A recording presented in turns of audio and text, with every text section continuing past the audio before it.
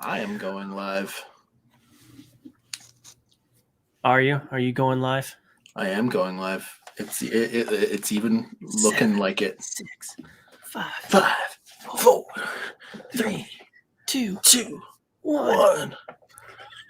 Oh, and there's a 0. Well, that fucked me up. What's up, Nerf herders? Welcome back to the show. It hasn't been a little bit. I've been opening our shows with "It's been a little bit," but it hasn't been a little bit. Like it's been a bit, but not a little bit. We're back with our again attempted weekly show, the Nerf Herders Assemble podcast. I'm Seth Jones, and with me as always is Mr. Josh Howell. Josh, how are we doing today? Pretty good. How are you doing? I'm hanging in there. I'm ready to talk Eternals. I'm ready to talk Ghostbusters. I'm ready to talk all kinds of stuff. Yeah, you're finally getting out there and seeing some films. I know. I'm actually on. I'm way more on time with it. You know what? I was really excited. I know we're not going to talk about it just yet, but I was super excited that I was going to see Ghostbusters like in the opening weekend. Mm-hmm. And so, like I didn't see it until Monday, which was yesterday, Mm-hmm. and I looked it up. I was like, wait a minute. Like I remember seeing reviews for this a little bit earlier, but I was like, maybe there were screeners, and I looked it up. I was like, when did this get released? The 19th. So it's still a week late. But I was weeks super better stoked. than a month. I was super stoked that I was going to be super on time with this one, and it didn't work out. But either way, we both still saw it way later than a bunch of people did because they did that showing at Comic-Con and all that. But I know. My buddy Alan was so lucky. He was working the booth with me, and he was like, I'm going to go see that Ghostbusters panel. And I'm like, oh, cool. And on the app, it said that the panel was only like 40 minutes long, like 40, 45. That's how long normal panels are. But on the printed program, it said it was like 2.5 hours long. One or the other. surprise. One or the other was wrong. And he was like, man, can you imagine if they did a screener? And normally, I mean, New York Comic Con's coming up. They've got the bigger building now and everything, but they still don't normally do screeners for new movies. And I was like, man, it could be. And lo and behold, you got to watch the whole damn thing there. And I was jealous as hell, but good on him for sticking to his guns and hoping for the best. Well, and I missed out on that Comic-Con again. I would have had the shot too. Well, we're gonna dig in on Ghostbusters. We're gonna dig in on Eternals. We're gonna talk a little bit about some other recent properties, but I think we're kicking off with a lightning round today. Yeah, let's do lightning round. We got a few things.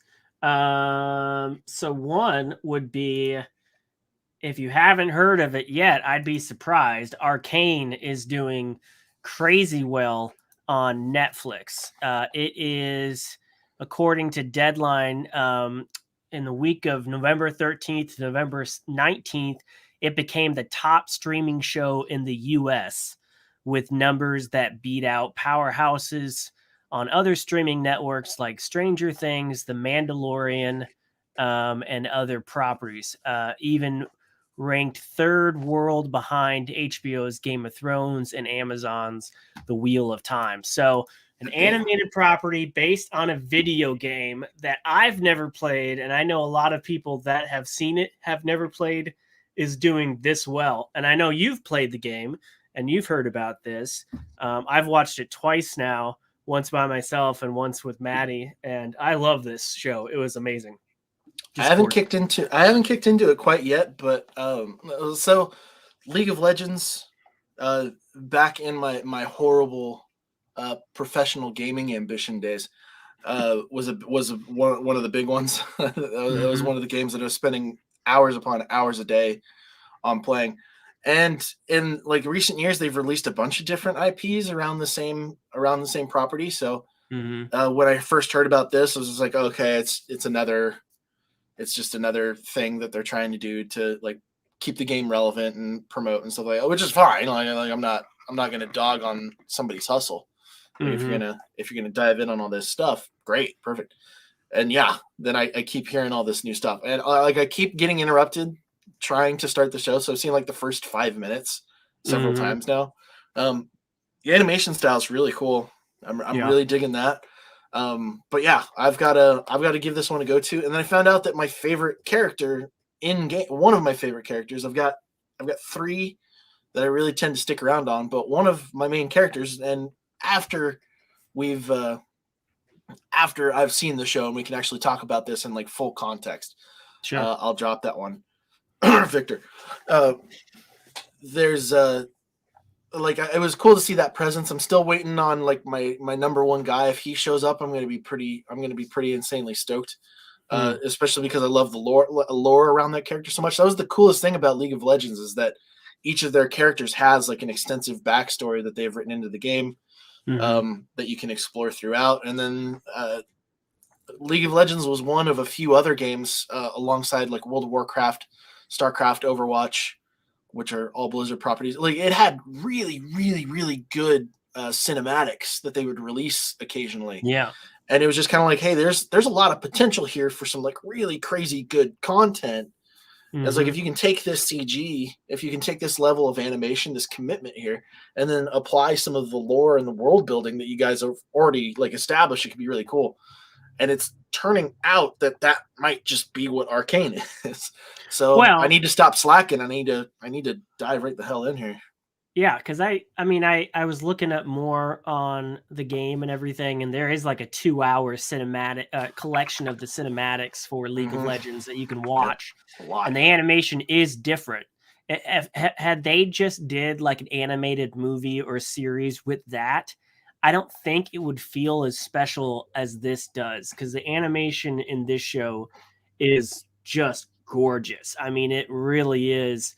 Apparently it took them 6 years to make, and now that season 2 has been greenlit, they're getting a little more money. They're going to expand their studio, so it doesn't take 6 years for season 2.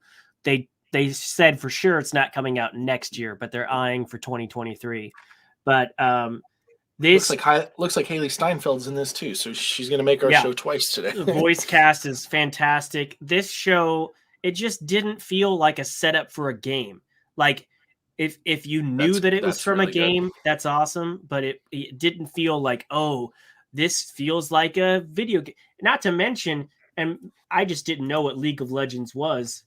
I can't believe it went from this to this. Like that's I mean that's an old screenshot too.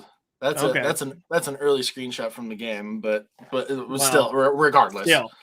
I mean, the evolution of the property has gone a long way, and I really enjoyed it. Having no knowledge of the game, no background with the property, I loved it. And then even my wife, who is even further removed from the gaming community, just really got into it. So highly recommend. I'm not going to go into it because you haven't seen it. So maybe when you do see it, we can come back and do a review episode on it.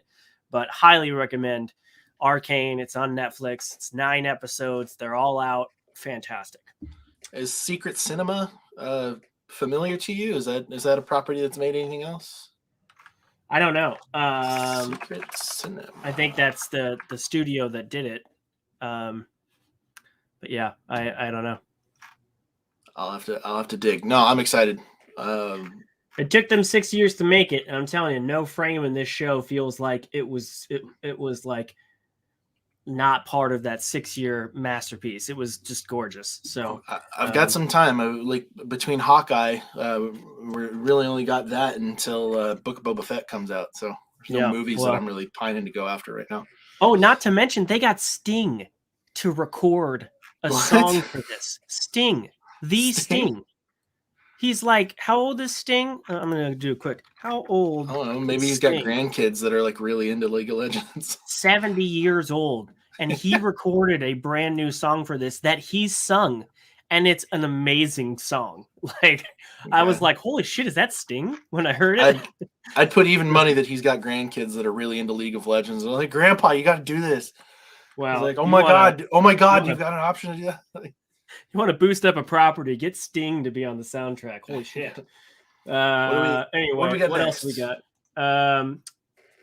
Regarding video games, Halo Infinite. So for those watching on Twitch, I'm sure this is going to be more resonant for you. We're jumping into the gaming world. Now, like I said, Nerfers Assemble. I'm wanting to slowly pull some more gaming influences in there because just in Evening Dudes, promise we get a live action Arcane in 3 years. That'd be pretty sweet. I doubt it. That'd be amazing. That'd be pretty sweet. Just to get a live action League of Legends thing would be pretty cool. Yeah. I don't know if this animated property does well enough. They'll probably stick to that. But anyway, Halo Infinite. So I came from I remember the first Halo. I remember the first Halo coming out. I remember being crazy hyped around playing it because it was like this new. It was a new experience. It was like it was a breakthrough style shooter. Game changer for the Xbox. Sure. Absolutely. Like it probably I would say that Xbox owes Halo for getting it to the level of popularity that it had reached, at least at the time. I'm sure Microsoft probably would have been able to pull something out of their ass, if not having it been Halo. But Halo definitely did a lot of heavy lifting there. Now I played Halo 1 and Halo 2 religiously. I was right around peak high school years when Halo 2 was out. I cannot tell you how many nights me and my friends spent playing split screen, staying up way too late, eating the worst food in the world for you at those hours. Literally just playing Baco Fish, which it's one of our variant games. It's not an official game. It was close to Oddball until the sun came up. Like we were just bashing people's heads in, zombie variant, custom games, all sorts of craziness. And Halo 3 came out, and that magic was still kind of there, but it was sort of dropping away. Halo Reach was the last iteration of Halo that I had gotten into for the multiplayer at all, and it was still kind of on the weaker side. It was still classic Halo, but there was just something missing that didn't quite feel that. So I kind of dropped away from the Halo franchise, and I know there's been a couple other games since then, ODST, Halo 4 and 5. It just wasn't enough to get me excited at all. And Halo Infinite was in the same boat. I heard about it. I heard that it was coming up, and it was just it's just another Halo. Ironically enough, I thought that it was probably going to be like a battle royale version of Halo or something like that, because that genre of game has just been bulldozing over everything as far as Twitch watchability goes. So I wasn't interested. I didn't care. I was just all right, it's another Halo. We're just gonna let that one go. I miss the classic Halos of the year. Well, turns out I'm an idiot because I didn't even look into it. I had a buddy who I was just playing around on Steam, and the indicator came up, and he's an old friend of mine. And it came up that he's playing Halo Infinite, and I'm like, oh, okay, he's jumping in on it. And I'm like, and this guy, I've played video games with this guy for a long time. I lived with him for a while. I was like, all right, maybe I could reconnect with him a little bit. Sure enough, that's exactly what happened, because I found out that Halo Infinite's multiplayer is free, which honestly, when I see the model that they have in place, still kind of feels like a steal. And I jump in within a few minutes of just kind of getting used to those controls again, the kill timing that it takes. Halo is going to be, if you're used to Call of Duty and more realistic shooters, is going to be a bit of an adjustment, obviously. But honestly, just about any first-person shooter you have owes something to Halo in and of itself anyway. I felt like I was you never forget how to ride a bike. I felt like I was jumping right back into Halo 2, Halo 3, multiplayer times. It felt awesome. It felt like a good, fluid, classic Halo multiplayer brawl experience. It was awesome. And I ended up playing for 12 hours straight. And again, that was my first all night gaming experience in years. And so I had to tip my cap off to it. I recorded a bunch of footage of me playing. I was going to film and put together a review. I think I'm still going to do that. We'll throw it up on the channel and just kind of go over some of the ins and outs that I've been able to experience, something pretty in depth, just from my perspective. But yeah, it is a classic Halo experience, and you don't have to pay a dime in order to get in there. It's got a battle pass. It's got the cosmetic upgrades that you can pay real money for and stuff like that. So, I mean, if you hate microtransactions, though they exist, but I really don't feel like they take away from the experience. and I don't care that much about what my Spartan character looks like. I mean, you're looking out his eyes throughout the majority of the game anyway, so it doesn't really matter. But at its core and the core of the gameplay, I felt like a teenager playing Halo with my friends all over again.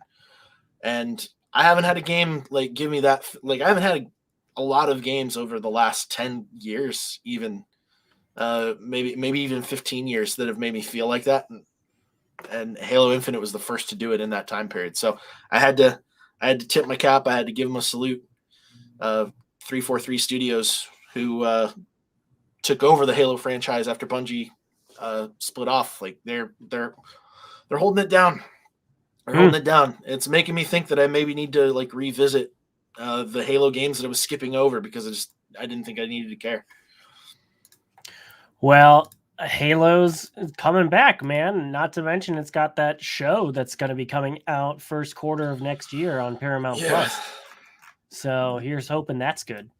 The only downside that I have seen anybody complaining about outside of the Battle Pass has been people complaining that there is no Battle Royale mode. And I was just like, well, this doesn't need like that's not what the core Halo audience would be hoping for, I would think.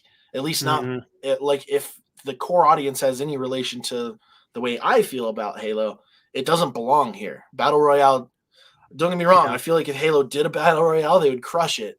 But in this experience, this is exactly the Halo game this is the exact Halo multiplayer that I would want. And they knocked it out of the park. Well, everything's Battle Royale now. So, I mean, it's okay for Halo to be different. I understand why Twitch players are bagging on it because they might be having fun being in the Halo arena again, but viewability, or maybe from a spectator standpoint, the stakes aren't quite as high because in a Battle Royale, you're talking about one life. And it's like this person's dropping in at the beginning with nothing and then trying to make it to the end, king of the hill, last man standing. That's an exciting standpoint. So I can see where like maybe from an observer standpoint, Halo multiplayer where it's absolute mayhem, dying, spawning back in, might not be that appealing, but I also feel like there's a huge amount of potential just because there's a ranked side of it. There's already a professional following for it. I mean, there's already a Halo Championship series with some of the major esports gaming teams already participating, already having skins in the game that you can participate with. So I feel like it will find its place inside the professional FPS environments. But if you're seeing a bunch of streamers that are complaining about the game, saying that it's going to die, I really think that it might only die in their world because these streamers are also the ones who are coming over from Battle Royale games as a primary. That's not it's not their genre. So it might die for them, but it's really relative at that point. I wouldn't let it shy you away. Plus the game's free. So dive in there, especially if you were a fan of Halo back in the day. If you grew up with Halo, I highly recommend this one. Like, I don't even think that you need like an Xbox Live like paid plan to play it. I think like you can get through on that, and it's crossplay. So the community is huge right now as far as finding a game you'll be in like that, and you get to be a part of the mayhem. Well, I'm gonna have to turn my Xbox Series S back on and get on that. So give her a go. You can play it on the PC, man. That monster I built, you would run it perfectly fine. I know. I haven't tested out. The one game I played on this PC, I actually downloaded. What is it? I was going to say Tetris Gamers or something, maybe. Is it GOG Galaxy Gamers or something like that? I think so. Gaming service that you connect to your stream. Yeah, GOG Galaxy or whatever. I downloaded that so I could play Star Trek Voyager Elite Force from like the 90s. I'm guessing I don't know if it's that old. You need to diversify a little bit, my friend. I found out very recently that God of War is going to be available on Steam here shortly, so you actually be able to play it on PC. Hey, there you go. I know you've been wanting me to play that. I've been twisting get Spider-Man on there too. They need to for sure. But September of 2000 is when Star Trek Elite Force came out. So that's the game that I've played on this computer. It's quite old. Well, you can get a hold of God of War in February, and Horizon Zero Dawn is another great narrative style game. I have heard of that. Yeah, that I think you would be involved. That one's also on PC. So diversify a little bit, man. Put that machine to the limits. I built it to do so. All right. Well, continuing on. I just wanted to throw this out in case people don't know. Dexter: New Blood has been out on Showtime. It's the return to the series. I think it's 4 episodes in. I haven't watched the 4th episode yet, but the first 3 have been fantastic. I love that this guy is back as Dexter. It just feels natural. It's his best role. I just love Dexter. I don't know if you've ever seen Dexter, but the original series was great, and this is definitely a great return to the character. Did you ever watch this show when it was originally on? I did not, and I was told by a litany of people that is a cardinal sin to a certain degree. Okay. But I wasn't into it. Sorry, Twitch. I had to fix our video feed here really quick. Yeah, no, so I've seen a couple episodes. I had a roommate who watched it, and so I would catch it in passing. And every single time that I caught it, it was always like uber dramatic. And at that point in time, I just I wasn't into that stuff. So yeah, I would be a Dexter noob, 100%. Maybe you should check it out if you ever find time when you have time to binge a show. Is that one on HBO? That one's HBO, isn't it? No, it's a Showtime. It's Showtime. I'm not sure where you could stream the originals. If it's just on Showtime or if it's streaming somewhere. Dexter streaming. Looks like you can watch it on Hulu or there we go. Prime. Well, I've got Prime. Amazon Prime. We'll see. I bet you need the Showtime. I bet you need the Showtime side for Amazon to watch it there. Well, this Dexter was the first. So he's a serial killer. Like he's a killer. He's a likable serial killer. Yeah, he's a likable serial killer. And now you have so many serial killer shows. You being an example of a current, very popular serial killer show that just everybody loves.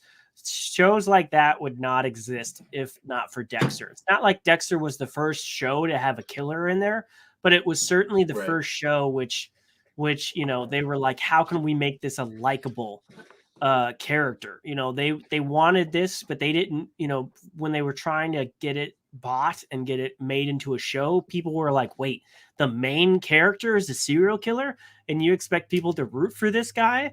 I mean, even if he does kill bad guys, he's still a serial killer and he's still completely messed up. And it was a great show. I think a lot of people were kind of divided on the ending. And this is now a new season years later, I think almost a decade later. I just thought I'd bring that up because it's fantastic. I've really loved it. People should go check it out. Spoiler alert, he doesn't die in the ending. We know that much now. Oh yeah. Well, nobody thought he died. So that's not a spoiler. But yeah, he doesn't die in the end. Dune is coming back to IMAX. If you did not get a chance to see it, this film, first of all, I don't go see films in IMAX anymore. I rarely do. First because we have a Dolby cinema in town, and I absolutely love a Dolby Atmos theater. But also because 9 times out of 10, the film was not actually made for IMAX, so they just stretch it out, and it's all proportioned weird. Dune was filmed for IMAX, so that is the native ratio and presentation mode that this film was made for. And so it is returning to IMAX on December 3rd and will be there for, quote, a limited time. So that might be a week, it might be 2 weeks, but it's basically to celebrate the box office success that it's been having lately. So it's so far, I believe it's made 50 million just in IMAX sales alone, which is pretty good for pandemic movie times. So and it's off HBO Max now. So if you wanted to watch it, you can't watch it at home anymore. So if you wanted to watch it and you didn't get it on HBO Max in time, or you did see it at home and you're like, man, I would love to see this in theaters. It's coming back on IMAX, and that is definitely an option for you. Unfortunately, if you were local to our area, it will not be available. At all? Are you sure? None that I'm finding. Even in the Council Bluffs IMAX? Well, Council Bluffs might be another story, but because that's the true IMAX in town. I know there's a couple faux IMAXs, but I don't know. I'm just on IMAX.com and it's not showing up in there. They've got Ghostbusters playing an awful lot, which we'll be talking about later today. But well, and it just recently got announced too, so it might showtimes might still be in prep. But I would definitely try to. I'll have to look up like the theaters themselves. Yeah, I love Dune, so I would highly recommend it if you haven't seen it yet. Yeah, I was super excited when they announced it. I think I messaged this to you. I was like, hey, this is gonna happen. Yep. I probably need to jump on this. So let's see. Continuing on, Spider-Man. Tickets came out on Monday. Did you get tickets yet? No, I have not bought tickets yet. Well, I will probably not. I am on call during its release, so I will probably not be able to grab an advance ticket for like the earliest showing. Unfortunately, well, if you change your mind, they are currently on eBay for $10,000 to $25,000. Oh my god! I feel like I've seen the whole movie in trailers right now. Anyway, I know trailers and TV spots, but I'm like staying off YouTube. Well, first of all, I don't have TV anymore. You know, I'm just streaming networks, so that helps a lot. But every time I go on to YouTube, there's a different TV spot. And I've just tried not to even look at the icon because they're seriously, yeah, like you said, they're releasing like every scene in the movie. And then it's even in the description, like so-and-so meets Dr. Ock. And I'm like, I don't want to know or see this. Like, stop. You're stop lucky enough all this crap. You're lucky enough that you get to like not have TV and then stay away from it. I have a job where I have to watch TV. Like, I have to monitor this stuff. And ironically enough, we have a major video video operations project that we're doing right now, and basically my entire job is to monitor video feeds. And so I've seen a shitload of the TV spots for this, along with some of the most god awful Domino's and Liberty Mutual insurance commercials I've ever seen in my fucking life. There's the commentary for you. Oh my god, dude! Some of the commercials that are on cable TV these days just horrendous, and I can't understand why they think that they're like trying to make them funny is going to make it any more tolerable. I'm not surprised to see this though. I'm not surprised to see these ticket prices here because this is the scalping kind of shit that people have been complaining about for years. This is definitely an extreme, and I don't understand. Like, I mean, like, well, has anybody bought them? Like, oh, I'm sure some of them have. These aren't for places like Omaha. You know, these are for LA. These are for New York.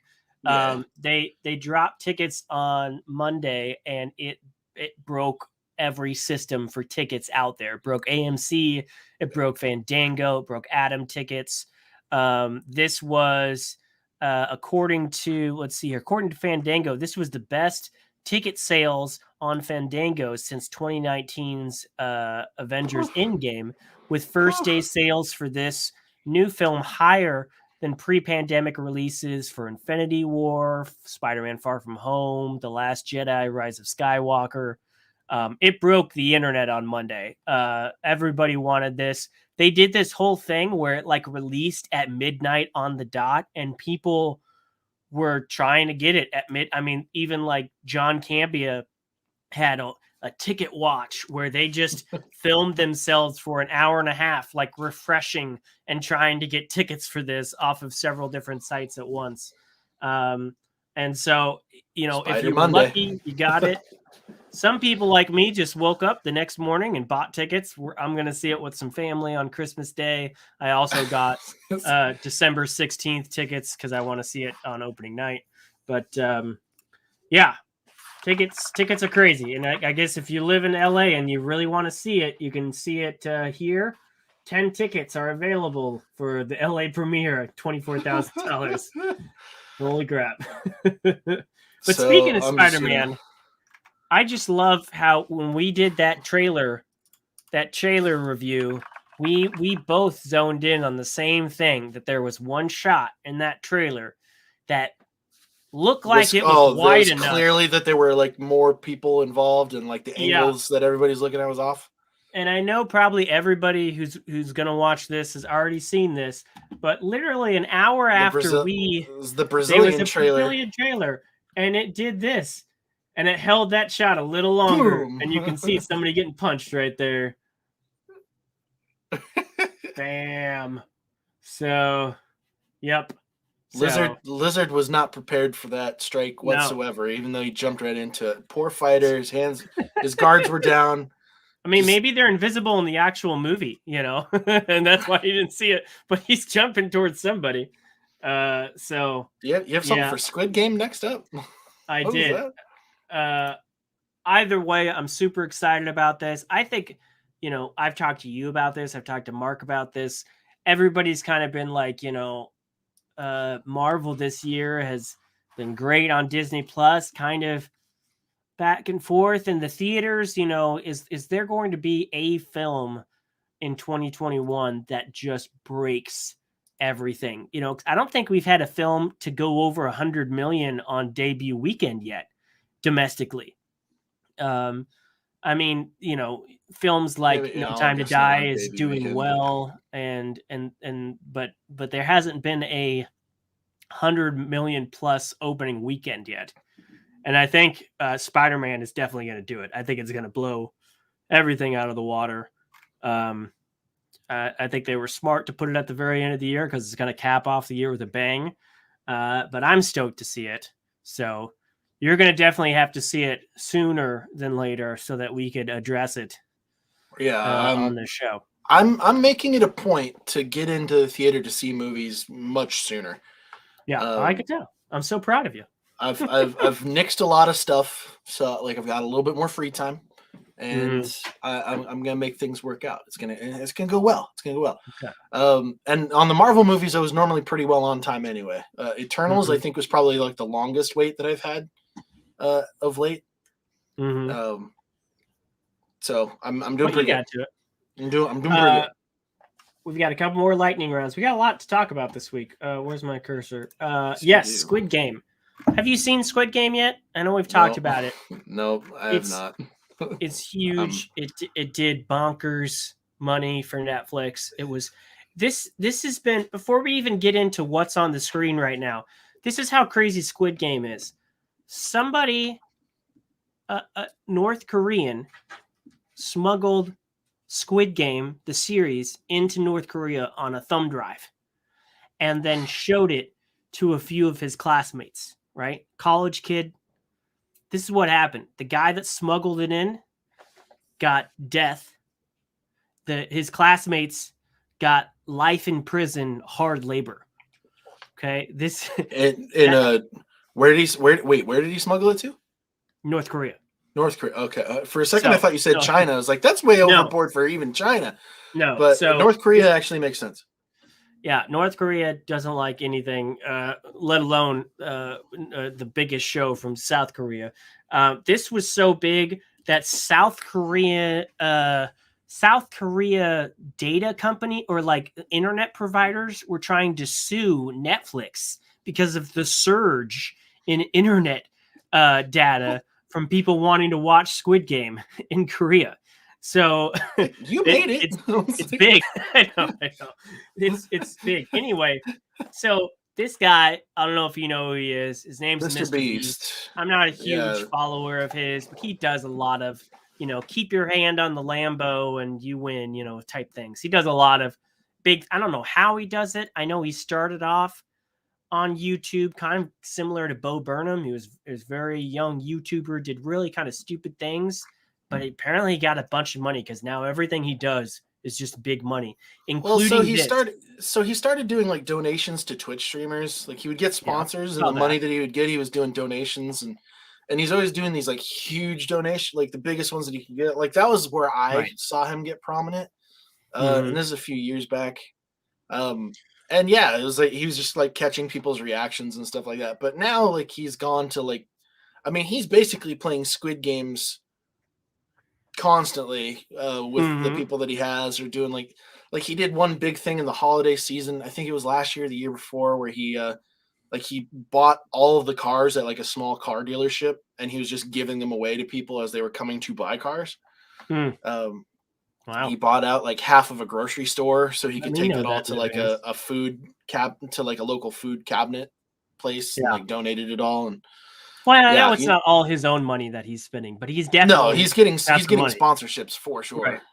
Well, so he just released like a 40-minute video on YouTube where he recreated all of the sets from Squid Game, and like this giant warehouse, everything from every game from Squid Game he did. And in the show Squid Game, 456 people competed for a shit ton of money. Well, in his game, 456 people, a lot of them being Twitch streamers and content creators, Yeah, get they're to all compete. influencers.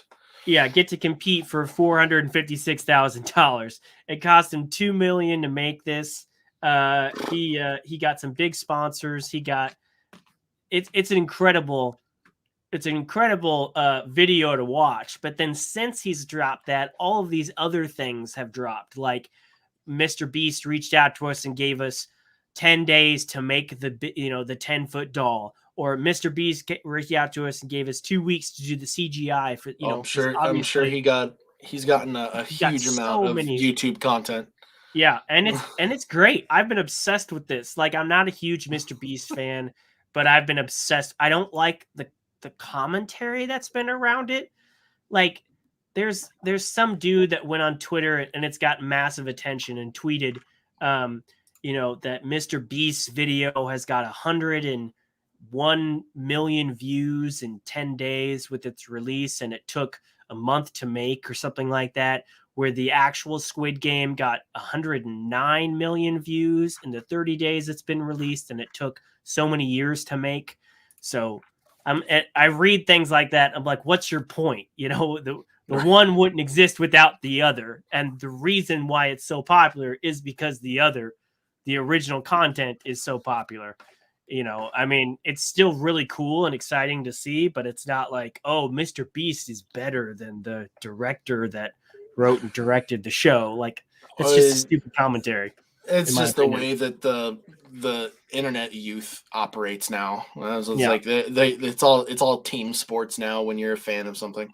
Mm-hmm. It's got to be compared or something. Either way, if you've seen Squid Game, go watch this. It's really fun. It was really entertaining, and it looked like the movie. Like, it's not cheap. They spent a lot of money and a lot of time to make this look exactly like the show. Just a shame that 450. It's just a shame that 455 influencers are still alive after all. Yeah, they don't die. They don't die. It's like some realism. They gotta walk away with the money themselves. But of all the places for some realism, let's get rid of some of these insufferable pricks. There was a moment where like not enough people had died yet, and so before the next game started, he was like, "I will give you $4,000 right now if you walk." And people did. They just like took the 4,000. But yeah. So anyway, that was pretty cool. I thought I'd share that. Before we get into our big reviews, Hawkeye they've dropped 2 episodes, I think, so far. The 3rd episode will drop this week. We haven't really gotten much yet. Honestly, like some of the info that we got, I mean, I'm not going to talk spoilers yet because we're 2 episodes in. Doesn't really matter. Mm-hmm. We also put this in a lightning round, but I caught both episodes back to back. I think it was like the day after they released. And so far, it seems like they're pulling from one particular comic story around Hawkeye, according to all of like the news outlets and stuff like that, which is pretty exciting because I've read it, and it's pretty cool. And it's also had some like callbacks to some more authentic or more true to comic style stuff pertaining Hawkeye, which is really, really cool. I also I'm only a little bit annoyed at the way Haley Steinfeld is, or more so the way that she like answers the phone before the other when she's called somebody. I don't know why it bugged me so much, but just having her like say shit as soon as she hears the phone get picked up without somebody saying hello. They did the gag like 3 times. I'm just like, God, stop it. Like, fucking dumb. But yeah, so far I don't have a whole lot to talk about. It's interesting. There's a great LARP scene, which was kind of hilarious. It looks like Jeremy Renner is having a good time with this so far, which is really, really good because we're all assuming that this is kind of his farewell to the MCU. So I hope that he has an amazingly good time, and we'll see. We'll just kind of see where it goes. Yeah, it's interesting. I will give it that. I feel like it's so far. I mean, granted, we're only 2 episodes in of what I think it's a 6 or 8 episode season. 8, I think so. It definitely feels like the weakest start of all of the series so far. I'm not particularly invested in it. I'm not gonna lie. I don't really 6. care. Oh, really? 6? Well, 6 then episodes. it better jump in gear pretty quick because I'm not 6 45-minute episodes engaged. though, so we're at least it's 45. At least it's 45. It's not those quick 20-minute or 30-minute episodes. I don't really care for Haley Steinfeld's character right now. I think she's more annoying than anything else. She's kind of unlikable, and I mean, compared to some definite more unlikable people, she's more likable, but she's not. She's more unlikable to me than anything else right now. She's kind of a brat. Yeah, and that's kind of the feeling that I'm getting so far. But I feel like this is part of her character's progression. Mm-hmm. I feel like she's doing a really good job of playing the brat who thinks that she's right, doesn't think that she can do any wrong, and is kind of selfish, Mm-hmm. and won't be told anything different. Mm-hmm. I think that it's her placement of it is kind of weird, Mm-hmm. as far as like when she applies it. But I do feel like 2 episodes in, I can't make a judgment because it feels like an obvious part of her character's progression into becoming like the Kate Bishop that we know in the comics as the hero. And I've never read the comics, so I don't know what to expect from her character. I haven't read a lot of her, mm-hmm. but considering like the direction that Marvel seems to be going with the shows and how Young Avengers seems to be a direction that they're pushing things towards, she's pretty important in the Young Avengers. So, I mean, if the show's supposed to be a handoff, then I guess, but I still feel like the best part of the show is when Jeremy Renner's in it. And for a show called Hawkeye, he's not in it that much. The scenes he is in, they're great. He's not in it the title sequence has nothing to do about him. So as soon as you see that, you realize it's not his show, even though his character's name is on the title. Kate Bishop assumes the code name in the comics. I get that. So it's her show. It's really her show. You would think he'd have a part of the title sequence, as like a hand. I'm surprised that it's 6 episodes because Florence Pugh is still supposed to be a part of this show, hunting down Jeremy Renner's Hawkeye. And God, I hope that's not like 15 minutes of an episode. I would think that would be a huge arc, but maybe it won't be. Either way, I will say I'm really getting sick of seeing Vera Farmiga as a mom figure, or as like a troubled mom figure. Like she's got to be the villain, right? They wouldn't cast her in that role without doing something major. She feels like she's got to be the villain. I don't know about that, but well, I guess you would know if you know anything about the comics. So. Okay. Well, so they've already strayed so far in some of the Marvel properties with various characters. Eternals being another one. There's some changes that they made there too. So I don't know. I don't know what to assume just yet, but so far, like I'm not disinterested in the show, but I was also like I'm kind of in the same place that I was in episode 2 of like the other Marvel shows that have come out. Like I'm in that. Okay, what are they going to do with this here? This being 6 episodes, yes, it has a lot less time to kind of get to the point, but I think Haley Steinfeld is doing a good job. I just don't like her character right now, and I don't think that we're supposed to, because she has to go through like throughout this series, she has to become a hero that we can root for. I think that normally you can do it to where you're like rooting for them and you're like hoping that they get to that point. Right now, I don't really care if she does. But at the same time, like I know her from the comics. I'm like, I mean, I haven't seen you in the comics a lot, but you're a badass and kind of important in the ones that I did read. So yeah, well, maybe let's it's see just where that goes. Like, I'm just gonna watch the rest of the show. I'm not saying the show's shit or anything. No, I'm just like, maybe I'm just tired of the Marvel trope of you start out with somebody super unlikable and then they earn their likability. You know, we've seen it with Tony Stark. We've seen it with Doctor Strange. We've seen it with a lot of the primary characters, whereas especially Hawkeye, he's always kind of been the good, like he didn't have that thing. And so to see this show, like I get it, it's supposed to be a handoff thing, but I don't think most people know it's supposed to be a handoff thing. And I think they want to see more of the good-hearted, Archer from the shows that always gets the short end. And so I just hope he doesn't get the short end in his own show. Honestly, I think we're going to get that because we've already gotten hints that he's like happy spending time with his family. He's like getting to commit himself to that. I feel very strongly that we're going to get a happy ending for Hawkeye, which I really hope so, because he's been through some shit. Yeah, and they're hinting at that, and like even in the first few minutes of the first episode, they're like, hey, or like in his first appearance, like, hey, he's still dealing with some trauma, some PTSD, some physical difficulties with hearing loss, which is very true to the comics. I was really pleased to see that. So, yeah. But I think they're going to give him a happy ending, and I'm probably going to cry when they do. So I'm looking forward to that. Me too. Well, we've reached the end of the lightning round. Jeffrey Miller came in just in time. Well, we covered several topics. I think we did pretty well with lightning. A lightning round that's 46 minutes long, though. I feel like we had 10 topics. We did. We went through a lot. Two major reviews, movie reviews, we're going to cover tonight. They've both been out for a minute. The first one's definitely been out for a minute, and that is. The Eternals.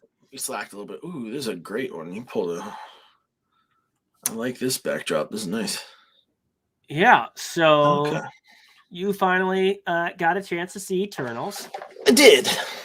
Should we do a non-spoiler review or just jump right into it? Oh, screw it, man. It's been out for a long time now.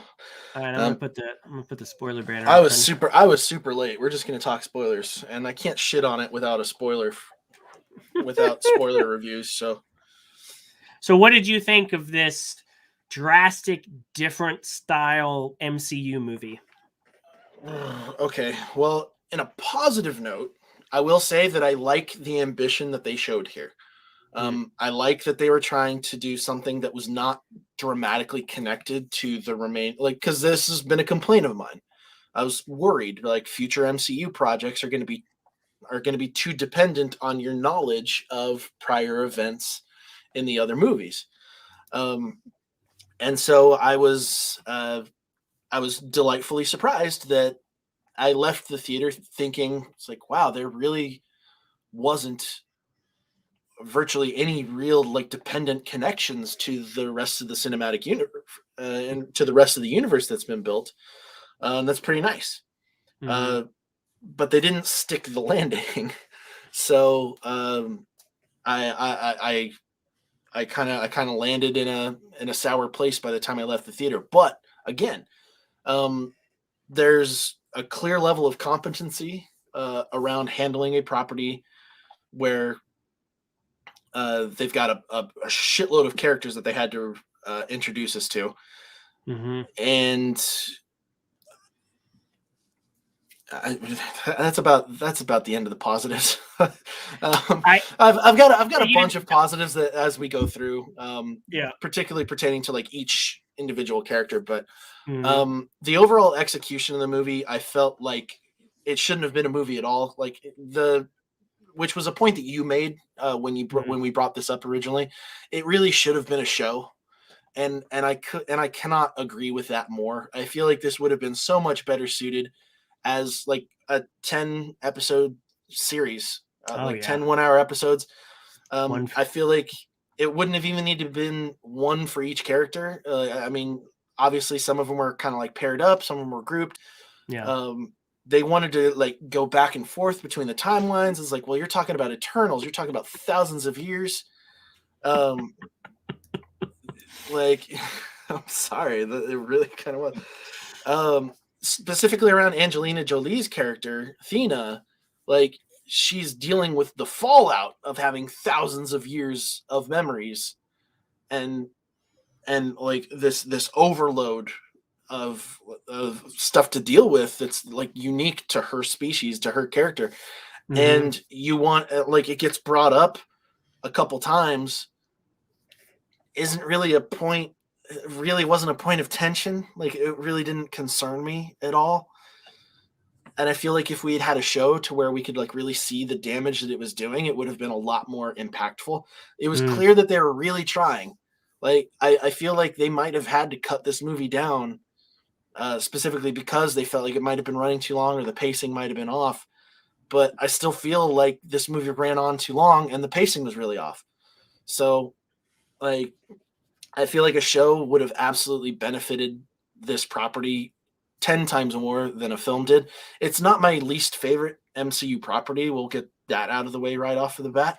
I still think that it did better than some others, but I mean, I was more disappointed with this than I was hoping, than I was expecting I would be. After seeing all of the reviews that came out, I was thinking, maybe I'll be a little bit more optimistic coming to it from a comic book fan perspective, or just from like a really big MCU fan. But honestly, like I think the big thing about MCU fans, like if you're a really big fan of the franchise, you need to be harder on the franchise when it comes to your criticisms. Like you can't give them a pass for anything just because they did the Infinity Saga so well, because they didn't do the Infinity Saga so well. There were some missteps there too. But like I can't go back and be like, oh well, Endgame and Infinity War, Avengers, Ragnarok, Black Panther, like all of like the greatest out of the first 10 years of this endeavor, like filled me with so much joy. I'm gonna have to give these a pat. And like, no, you can't do that. So when some of this shit hits the fan or like hits a wall and drops down really bad, you really got to point that stuff out and you got to let them know, because Marvel does listen to their fans, and like they have an established track record of listening to their fans. Unfortunately, there's just not a huge amount of Eternals fans prior to.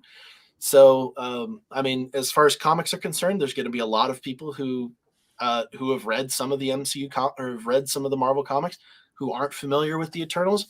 And even if they were, they strayed from those comics a lot. There's some gender bending. There's some role reversal. And so it was clear that they went in an ambitious direction. So some of it just didn't work for me. Funnily enough, though, some of the stuff that was making the most noise about the reasons why people didn't like the movie actually were completely fine to me. I don't know where you want to start with this, but well, I'll say, because it's been a while since I've watched it, so I've had some time to think about it. I did appreciate things like the inclusivity of this cast. If you look at the 10 people on screen, it is probably by far the most inclusive cast that Marvel has put out. It didn't feel forced. In fact, it made sense. If they were sending these people to an Earth with a lot of different people, then the heroes would reflect that variety of the Earth. So that made sense. So things like that I liked. The overall concept of a celestial making these Eternals to send them to a planet to not incubate to change a planet. Well, I mean, they learned that later, but to fight off deviants and everything, that was We're talking cool. Spoilers. Yeah, what they eventually learn is that they're there to incubate that planet so that a celestial can be born and kill everybody. That also was interesting. I liked the concepts, but then when you started thinking about things, it made less and less sense to me. Even before you talk about the big things, stuff like if the Celestials made these 10 people, why do some of them have such sucky powers?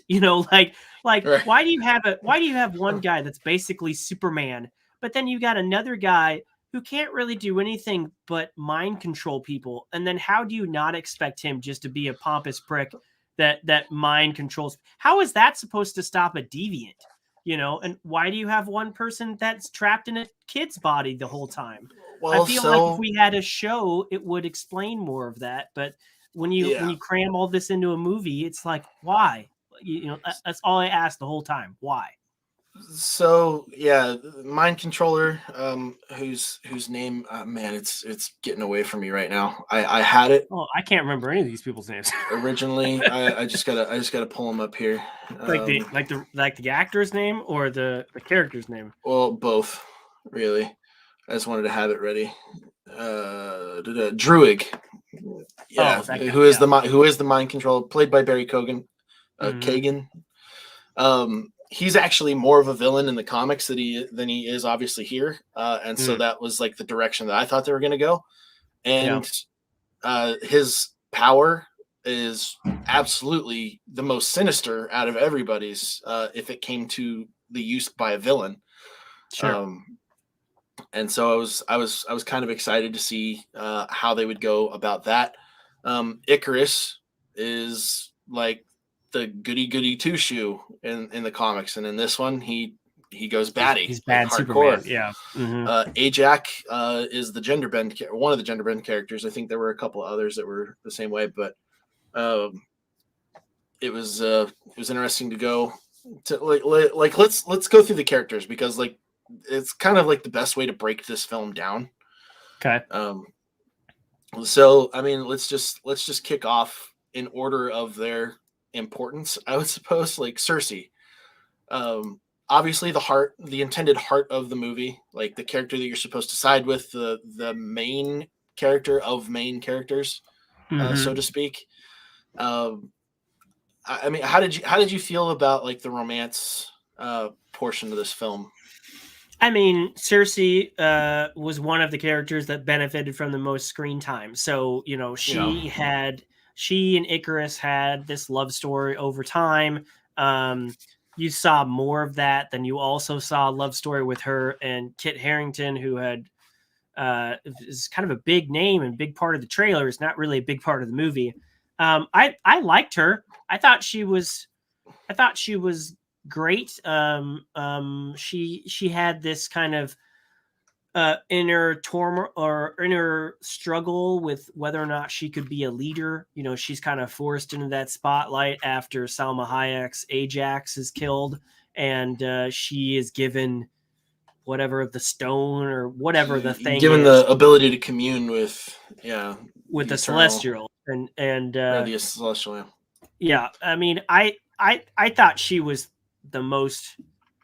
I mean, I liked a couple of the other characters for sure as well, but I thought she was the most relatable. She definitely had the most screen time, and she's probably one of the lesser known actors on the screen, at least in terms of been around for a while. I know she was in Crazy Rich Asians. I know she's very popular in other medias, but I felt like it was a bold move to make her the prominent person. And I mean, I liked her. I wasn't disappointed in her performance or anything. Yeah, no, I think see, that's the thing. I wasn't disappointed with anybody's performance in this movie. I feel like everybody like embodied their characters well.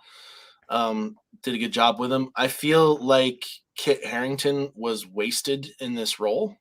Oh yeah, simply was because total just set up for something. Yeah. Yeah, I feel like they could have like, again, if this had been a show and he had been able to like have some sort of an impact on her character more than just kind of being like sort of a comic relief romantic interest, that would have been better. The comedy didn't work for Jeff Miller at all. The actors did their best. I think that the comedy did great when it came to Kumail Nanjiani and Kingo's character. Oh yeah. And Mel was great. Kingo and his butler, I think they did a good job with it because it was like classic Marvel humor, where it's just kind of like wacky and like funny. I mean, it's not exactly the most brilliant writing in the world. It's just like the timing was good. His producer friend had some one-liners that did get me a couple times. I think the overall comedy was a 50-50 thing, just like most of Marvel's is. Marvel tends sometimes to undercut themselves with their comedy, and I think Eternals was no different. They definitely did that in scenes where I was like, oh gosh, you could have held on to this for a little bit, or you could have examined the depths of how messed up the situation really is a little bit more, but you kind of chose to go with it. But they didn't always do that. Like, I really liked Gilgamesh, who's played by Don Lee, who was fantastic in Train to Busan. I love that movie, and I love that actor, and I'm glad they brought him in. He was great in this film. I loved that he was there to basically take care of the mental case of Angelina Jolie. She was just like, their badass, it was a nice bond. Like those two were like Tank and DPS. Like they were the dynamic fighter duo that wasn't I mean, Icarus was kind of like his own thing. Like he's basically Superman, so right. Like he didn't need to partner up with anybody. He was just whatever. And then Makari having speedster capabilities, like she doesn't really vibe with a secondary person as a fighter. They can't keep up with her. But she was one of those characters that felt like the movie forgot about her for like a good chunk of the movie. Like for a good chunk of the movie, they just showed her hanging out in the ship, and I was like, wait, did the speedster die over all this time? Why haven't we seen her yet? It took forever to get to her. That's kind of a running theme that we've got in this movie. But Gilgamesh and Thena were like the two that like held each other together as far as fighters go. And we should have had an episode of a show specifically devoted to just like digging into that story and like why their connection was like so together. Like you've got Angelina Jolie didn't use her for much. You've got Salma Hayek. You fucking killed her off, and she had like 2 lines in this movie. Like, and they're all in the trailer. Like she was not a part of this movie for a lot of it, which was supposedly crazy to me. She got into a huge argument with Chloe Zhao about how to handle about certain decisions that were made in the film. And I guess they came to like an understanding. So like I feel like Selma probably like this is the decision that she probably came to. I'm like, or a lot of it got cut. One of the two. Or a lot of it got cut. Like I'm just like there's so much.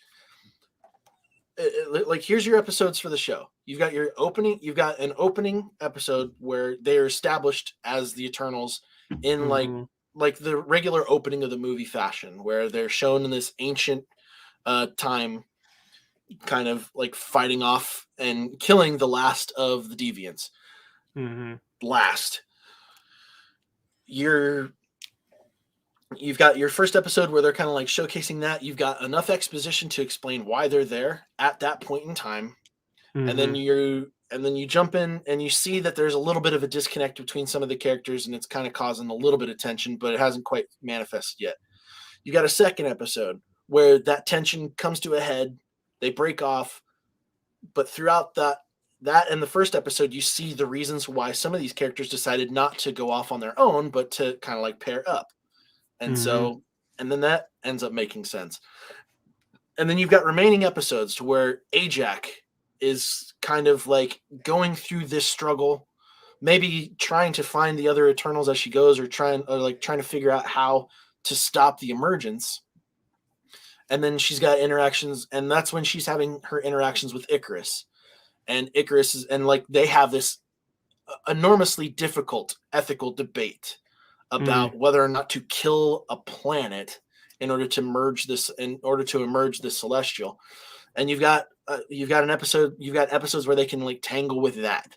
Huge amount of backstory that you can go into with that. You've got an episode where you can go into why Gilgamesh and Thena, they connect so well. and we're able to like really dig into their relationship, the trauma that she has of dealing with like being like a disease where she is literally losing control and losing her mind, like in a part of the world where, or in a time in history, in modern history, where Alzheimer's and dementia are the most difficult diseases to deal with as a part of some like, and most unfortunate diseases to capture as a part of someone's failing health and aging process. Like, I cannot imagine how many people would resonate with like having that connection with somebody who is like losing their memories or is having like a massive amount of difficulty with that. Like, such a lost opportunity that they could have gone with through there. And then we've got the characters of Druig and Makari. Like, they had like a romantic connection in this movie that was like not explored at all. We didn't really get a sense of why that was deserved or why that was earned. When you could have gone into the fact is like, okay, so Druig not only can he control minds, he can actually read them. So he would be able to communicate with her in a way that she can't communicate with anybody else. I mean, you can only get so far with sign language and stuff like that. Like, somebody who could have a connection with somebody with a disability like that, like, and kind of like get around the boundaries of it and see her for like unbelievable amount of potential that was completely unexplored yet again. Sprite, you could have cut her from this movie and I wouldn't have given a fuck. Like, but she had a struggle that could have been explored as well. It was like they showed her struggle for all of about 5 seconds. For a person who might be stuck in a child's body, she didn't act like a wise one in a child's body. She acted like a child. She was a petulant child throughout the whole thing. There was one scene where she was projecting herself as someone older, and a guy at the bar was falling for her. And I felt for the character in that moment because it's just that would just suck. That whole situation would suck. But then after that scene, it was just child be child for the rest of the movie. And I didn't care for her at all. They tried to inject some other drama with her later, kind of, being in love with Icarus. I could not care less. She was annoying. I didn't care at all about her at any point in the film. And I thought that was a wasted opportunity. Which could have been fixed if we had the time. All of these things could have been fixed, right? Like, the fact that she had to like change herself just to go to that bar so she could spend like social time with her friend, like with Cersei, would have been like, I mean, that's dramatic enough. Like, because she doesn't want to make them sacrifice to do stuff that's more like socially appropriate to somebody who looks the way that she does. And again, in a part of modern history where teenagers and young children are struggling with their identity so much, right? There's so many lost opportunities that you could have like taken with that. Phastos and his totally not forced, completely natural he did get a homosexual relationship, which was the first big one in Marvel MCU, which is surprising because normally wasn't forced, was like perfectly handled. Disney and Disney-owned properties love to say, "Hey, we got the first gay couple in the next Star Wars movie," and then they're like in a corner of the frame in the background. Or they share a kiss in the celebration of like the death of like the thing. Like, this was so front and center. It felt natural, but again, I wanted to see more. I wanted to see more of his personal turmoil with technology over the years and how he kind of felt. I think some people got confused about it. He didn't make the A-bomb, but he felt responsible for helping the humans come up with that technology. He didn't create the bomb, people. There was a lot of people who are like, "Oh my God, he made the bomb, the Hiroshima bomb." He was definitely involved, though. But he wasn't like among the scientists. He blamed his. I think in the comics he was. Well, in the movie, he wasn't. The movie, they didn't show it, obviously, but yeah. That his just influence on human technology got them to that point.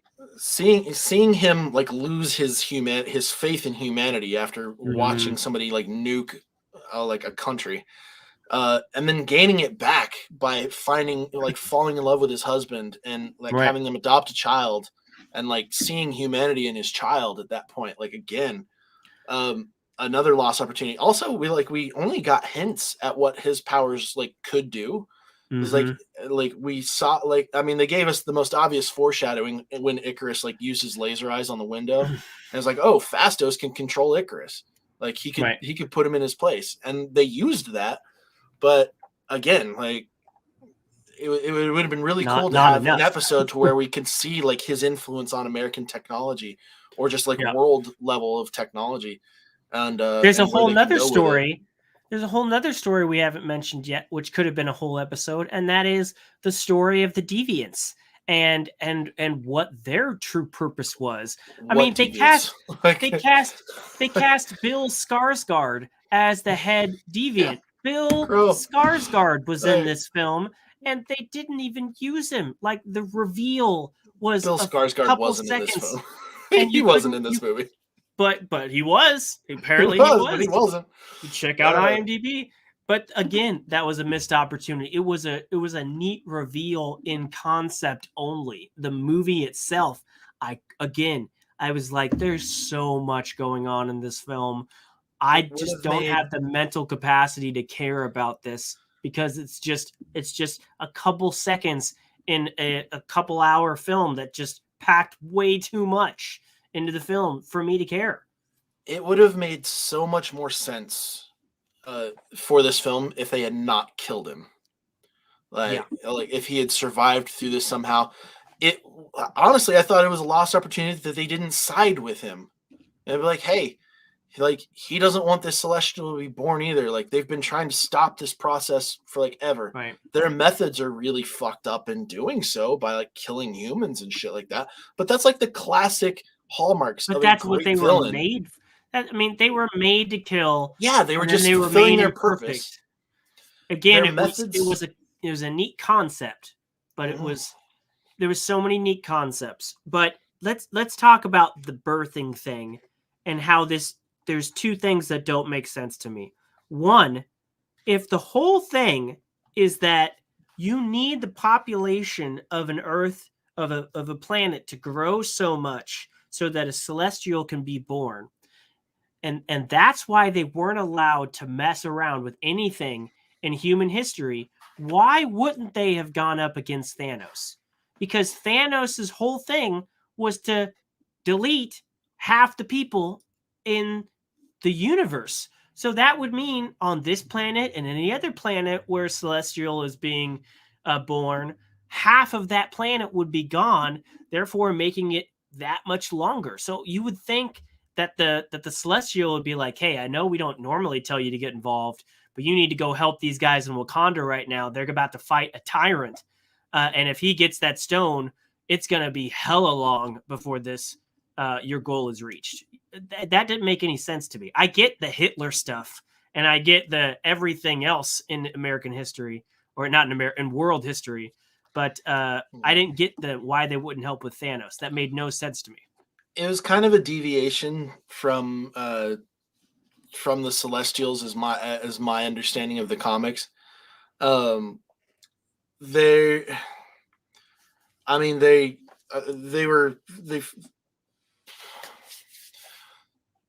like, I was really hoping that they were going to kind of go into some more explaining around. I mean, honestly, everybody I think is in the same boat, that they would have done more to explain it. Mm-hmm. Like, there's a really cool story about like an Eternal coming to Earth and dying, and like its body like being assimilated onto the planet, and that is like the reason why Earth is so like cosmically special, and like why so many superheroes are born, like why there's so much superhero hotbed activity there. It's a really interesting story, and I thought that was going to be like part of the direction they were going to go. Eternals also like visited planets and created Eternals and Deviants based off of the species that were already there. And so like it's kind of like I'm gonna look this one up here real quick, because I've heard a lot of the comics are just fantastic, and like I heard it's rich source material, and that some of them aren't great, but some of them are really fantastic. And that's what they teased. They teased that this was going to be this new, rich, a different type of Marvel movie, and you can be assured of that because the source material is so rich. And it didn't feel like that. It felt like a different cinematographer for certain, but it felt more shallow than any MCU movie we've gotten before. It didn't feel like it had as much substance for as long and as packed of a movie it was. So the fact that they did what they did. Keep talking. I got to get something to drink. 1 second. I personally feel that the Eternals, and I'm going to explain this to Josh when he comes back. I feel like the major fault of the Eternals film is that they tried to cram what really could have been a trilogy's worth of content into one film, and that's the major fault. I'm actually not on the side of our StreamYard account to where I can actually pop and look at our comments, so I can't see them. Josh up on screen for me, so now would be your time to throw your stuff in there so Josh can look at it on the screen if you had comments. Yeah, Jeffrey, put some more comments in there. They did other stuff too. Like, could you hear me? I heard. Look like you still had your headphones on there. I agree. It could have been a trilogy. That would have been better than. Yeah, it was like they put like the entire Eternals IP that would have been planned out for like 3 movies into one.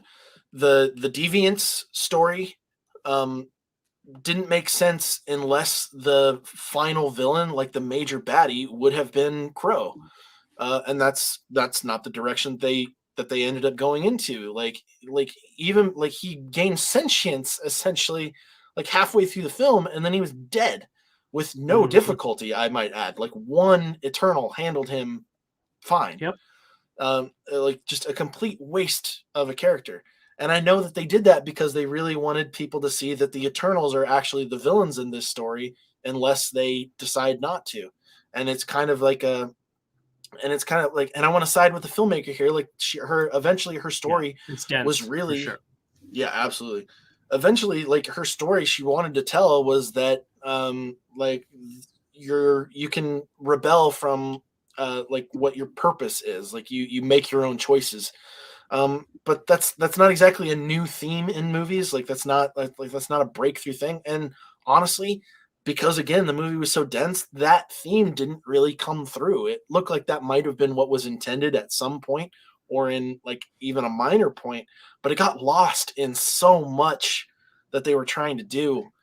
Not to mention what happens at the end makes it seem like you can't rebel because this cosmic god just shows up and snatches you away. Yeah, but at the same time, we find out that Thanos is an Eternal, which apparently he's an Eternal in the comics.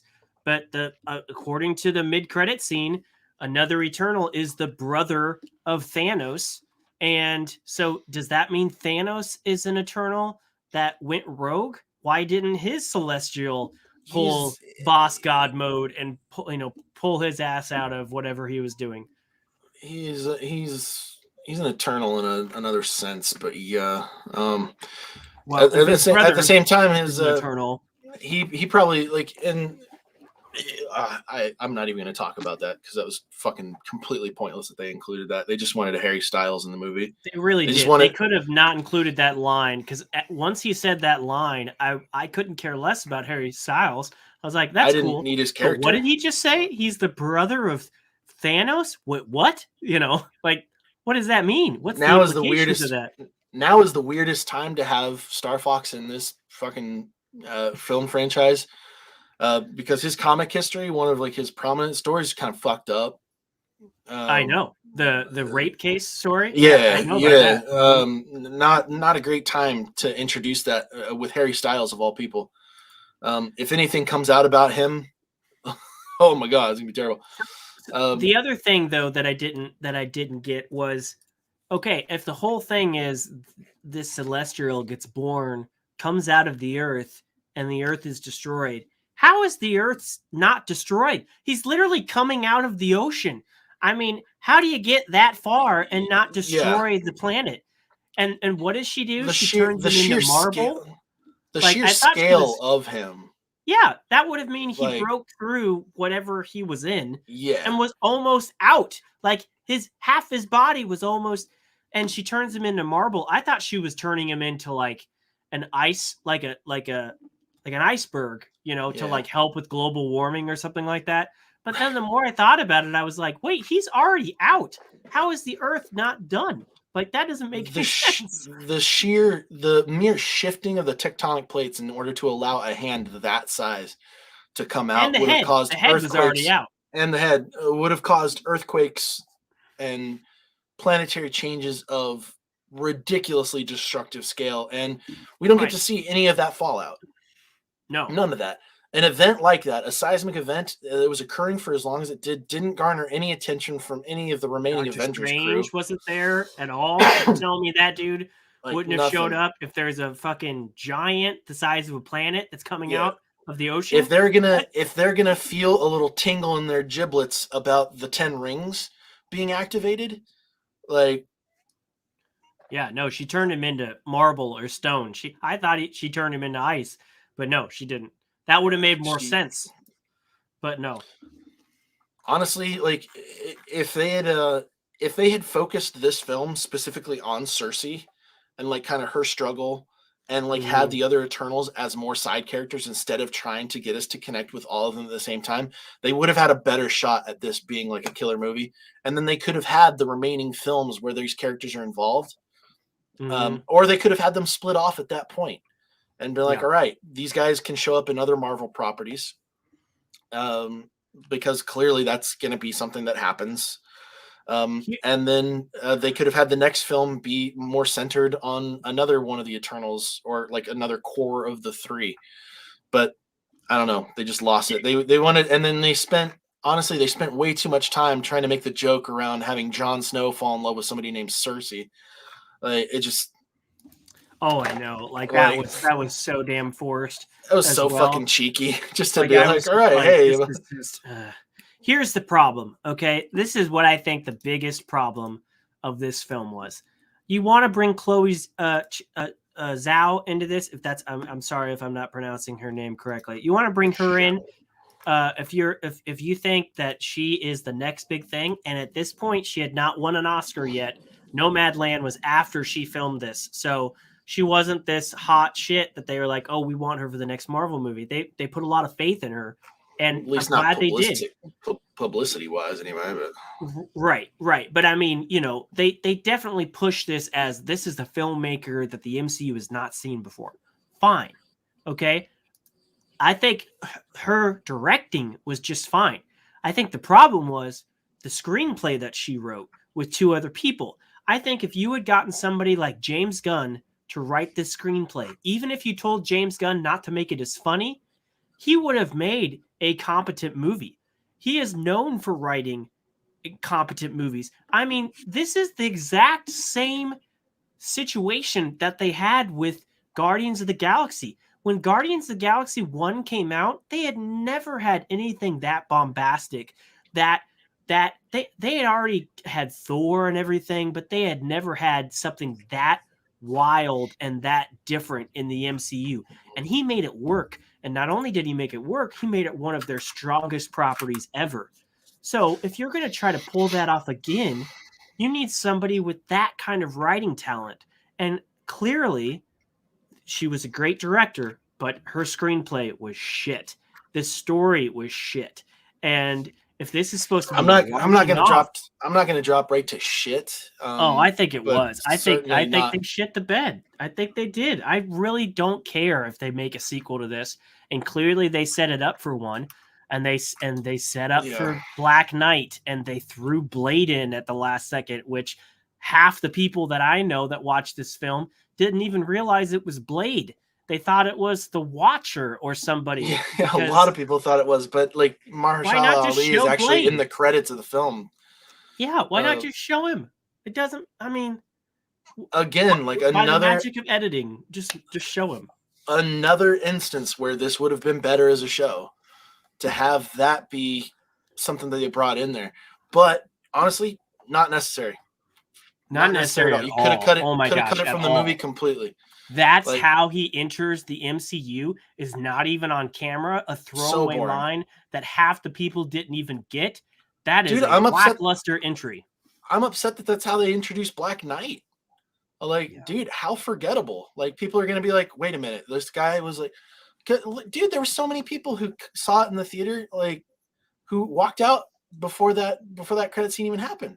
I think they were trying to hint that there was something to him, like just the way that he was accepting everything that was being told to him, but it didn't come across well. By the time he said, "Oh, there's something I have to tell you too," it just felt tacked on. It felt like, okay, we just want him to be around for another movie, and then he's Black Knight. Oh, whoop-de-doo. I think we'll see more of him. Better. I think we'll see a better version of him in Moon Knight when that comes out. He's in Moon Knight? He's in the show? I don't know if he is, but... I don't think he is. I don't think he's in that show. I'd be surprised if he is. I mean, it kind of makes sense that he would be, but I don't think he is. I would say that if there's a property where he might get introduced a little bit more thoroughly, there's a lot of stuff in Moon Knight, specifically around history, and Black Knight has got a lot of historical ties, specifically around King Arthur, Merlin. Excalibur got name dropped in the movie as well. So like, there's Well, I think a lot of people were like, "Oh, this movie's gonna flop." It didn't flop. I mean, it's made money. Its box office is definitely weaker than other box offices, but it's not. Let's see, what's their box office at right now? I mean, it's 350 million at the global box office. That's definitely lower than other Marvel properties, but it's and it cost 200 million to make. So that's not a big clearance. I still wouldn't call it a bomb, but it definitely seems to have underperformed. And it's one of those things where if it doesn't get a sequel, I won't be surprised. I think they're definitely setting it up for a sequel. But again, we've talked about this before. It just feels like another entry that just doesn't carry any weight. And I'm still waiting for Phase 4 to kick off. And I think everybody is guessing that that's what's coming in December with Spider-Man No Way Home. It feels like that is the first entry to Phase 4 in terms of the MCU films, because Eternals just felt people were saying that critics are being too hard because it's different. Just because it's different doesn't mean it's good. You still got to be good. And I don't think it was good. That was kind of the consensus that, like, I remember people like freaking out at the movie because it had a gay kiss in it. I'm just like, really?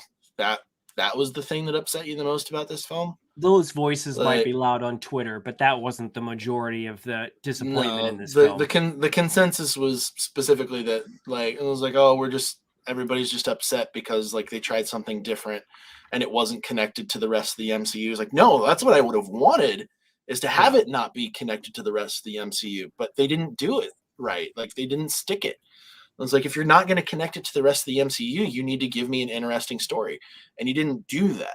And then at the very end, you tried connecting it to the rest of the MCU by being like, oh, guess what? Blade has a line in this movie. Like, holy shit. Oh, guess what? Kit Harington's actually playing Dane Whitman. He's going to be the Black Knight.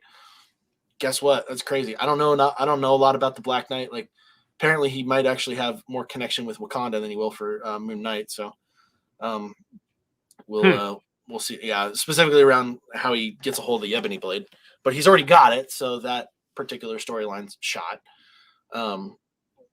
Like, at one point in the comics, it looks like he gets it from Aurora T'Challa, which some people are going to be confused about. Like, Storm actually has a huge amount of connection to Wakanda in the comics, in all of the most wonderful ways.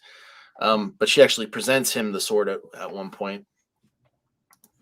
Well, we've talked this film to death, and there's so many other things that we could talk about. Like, what was the point of the bracelets if they could do it naturally, like they did in the end?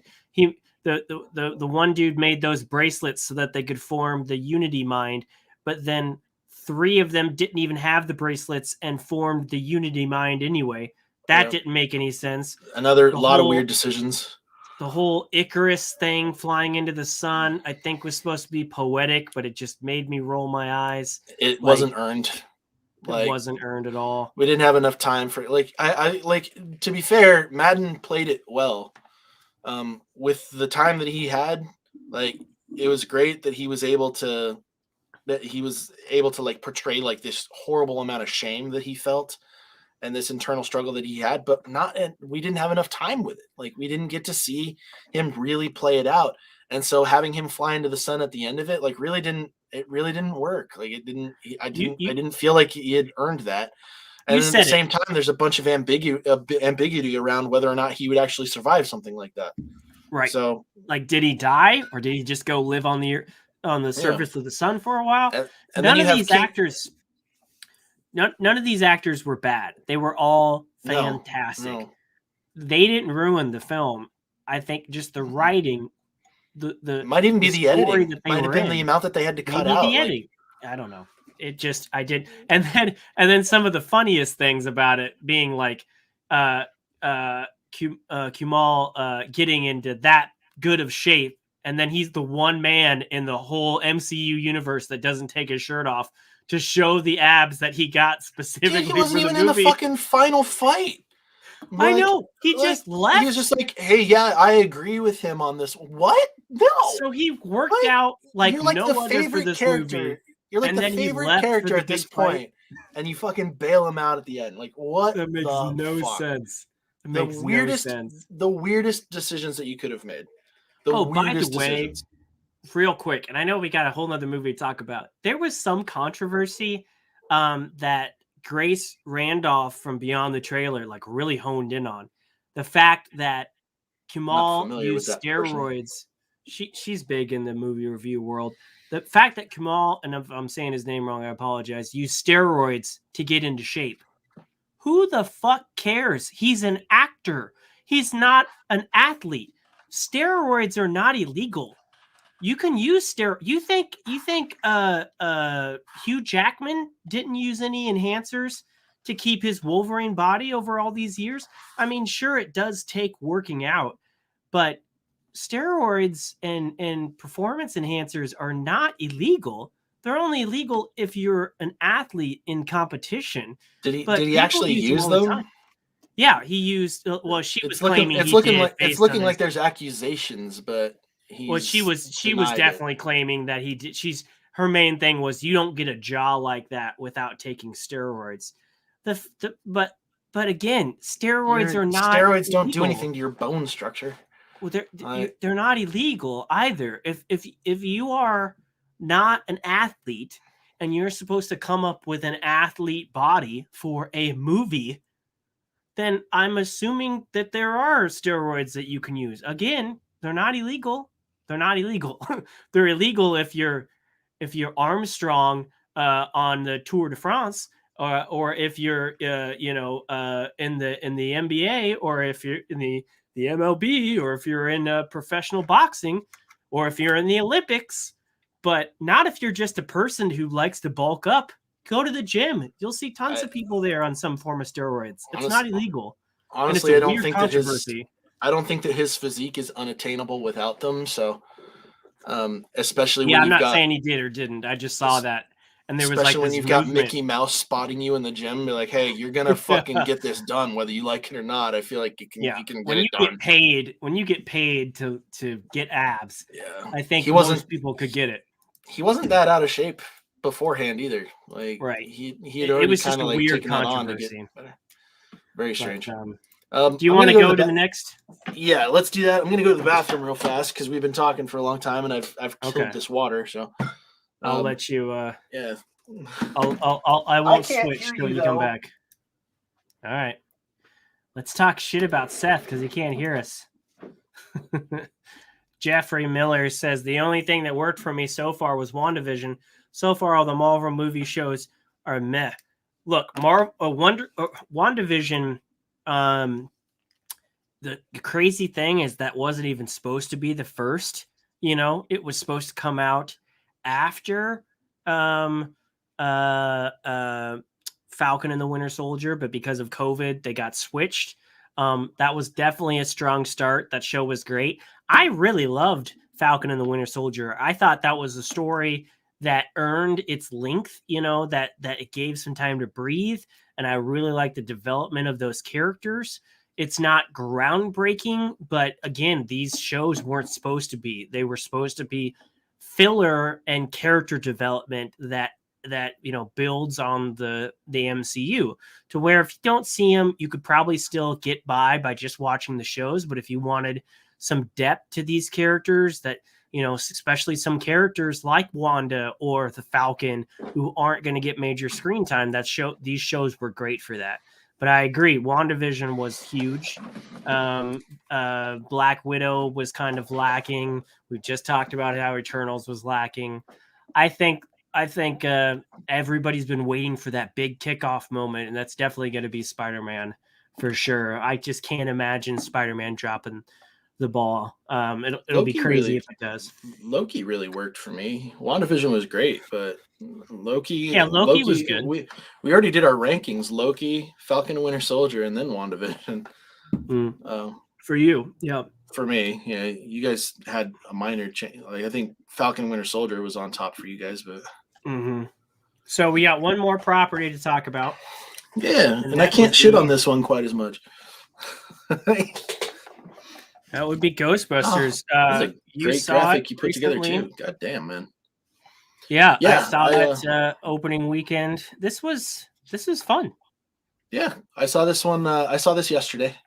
I'm going to take out fresh in my brain. Spoilers, so we can do a slight non-spoiler review first. Yeah, might as well. Where did you see it at? What theater did you see it? So I saw it at Marcus over in Village Point. I saw it at AMC, who had these fancy ass popcorn buckets. Like you normally go to theaters and you see like those popcorn tins, for Black Widow and different things. But for like $29, you could buy this, which is a full size. Everybody's gonna love mine that I've gotten most recently. Out of the worst out of the sequel trilogies. But the lights come on. You can pop off the top and put popcorn in. Nobody did that. But I got there on Friday night, and they had one, or they had three left, and on the counter. So I bought one. By the time I got out of the movie and was thinking maybe I should buy another one and I can do it a giveaway at a Comic-Con, they were gone. And now they're going for 100+ on eBay. Oh, of course. And they're not collectibles, guys. I mean, they're kind of collectibles, but they're cheap plastic. It feels like it could break in my hands. When if you were that big of a fan, it makes sense. Like I'll give it to him. I'll let him have it. Overall, Jeffrey hasn't seen it yet, so let's give it on spoiler versions first. Yeah. Overall, I would have to say that if you are a fan of the original Ghostbusters, go and see this movie. You will have a good time. Yeah. It's as simple as that. I think this is Ghostbusters 3. This is yeah. This really feels like the real Ghostbusters 3, whereas the 2016 Ghostbusters, I've seen it. It wasn't terrible, but it was a mess, and it was a mess. I was not a fan of that one. I won't call it dog shit. There were likable things in it, but it tried way too hard. Yeah, and it just wasn't good. And I'm a Paul Feig guy. I think he's done some good stuff, but he it also wasn't directly connected to it. Like it wasn't a continuation kind of like this this universe. It was like this pseudo reboot. It felt like a carbon copy of the first film, just with all female versions. Yeah. And that was a reboot. It could have been good had they done like a pseudo sequel, but it wasn't. And yet they had references in there that made it seem like, okay, well, because they did that, it wasn't exactly a reboot, but it just wasn't good. And this film, I think, for the most part, was like there's a lot of fan service, and there's a lot of things. There's wink, wink, you know. Oh, do you remember this? Oh, do you remember when this character liked this candy bar? There's a reference to that. You know, there was a lot of that stuff going on. And there's a couple things that I think you had issues with and I had issues with. But overall, I agree. I think it was a pretty darn good movie. And it was directed by the son of the director from the original one. So it's kind of like keeping in the family and the love of the consultations from Ivan as well. So yeah. There's more good than bad for me. I think that our lead character in this, McKenna Grace, did an excellent job, kind of carrying the torch. I think that her co-star, who's I'm not even going to say his name because I feel like that's almost a spoiler, just because his character's so funny. Let me find the actor's name in here. Logan Kim, who plays kind of like who's kind of like her more direct co-star. Dude with the boom mic in our picture here. Yeah. Yeah. I think Paul Rudd did an excellent job. But he's Paul Rudd. Like I feel like he just came in and was Paul Rudd and did a good job with it. Thing was that it fit. Like his character fit really well, and especially it was a little bit predictable what was going to happen to his character after a certain point in the movie, but it was okay. You know, like it was kind of like the okay kind of predictable, as well as the mother character, who was played by Carrie Coon, whose name is Callie. Finn Wolfhard, I think, did a good job, but I didn't really need his character in this movie. Oh my gosh, his character, the only reason his character was there was because of Stranger Things. Like, it definitely felt like they just added, like, they could have had his whole character removed from the film and it would have been fine. You know? Yeah, it is not about him at all. I feel like him and his direct co-star essentially could have been out of this movie completely, and it wouldn't have been a problem whatsoever. And I honestly, in fact, I feel like the movie might have been better if he had not been in it. But it didn't like ruin the effect for me. It was just like, why is this here? Like, you can get rid of that. I don't need it. Whatever, big deal. But it didn't ruin the movie at all. It didn't take away from it. It just didn't add anything either. Like, that's kind of the thing. But yeah, I think they did a good job. I think that there are points where the fan service gets a little bit too heavy. But you kind of expected it. So I wasn't heartbroken with it. I had a couple teary moments specifically around the fan service that occurs, and yeah, this movie checked all of the boxes for what I was hoping for out of like the next Ghostbusters movie, and I was pleased. Like I walked out. CC loved it too. Like we both walked out of the theater. It was like that was a pleasant movie going experience, and I don't really have any. I don't have any complaints that are negative enough to pull me away from that film. Yeah, I before we get into spoilers or anything like that, I think the highlight of the film is McKenna Grace. She's the lead. She's the one here with the glasses. While at parts I felt like this was just a female ripoff of Young Sheldon. It was definitely the vein of Young. I don't know if you've ever seen that show or seen clips of that show, but Sheldon from Big Bang Theory, so popular as a character, they did a show about Young Sheldon, and it is literally this character for multiple seasons.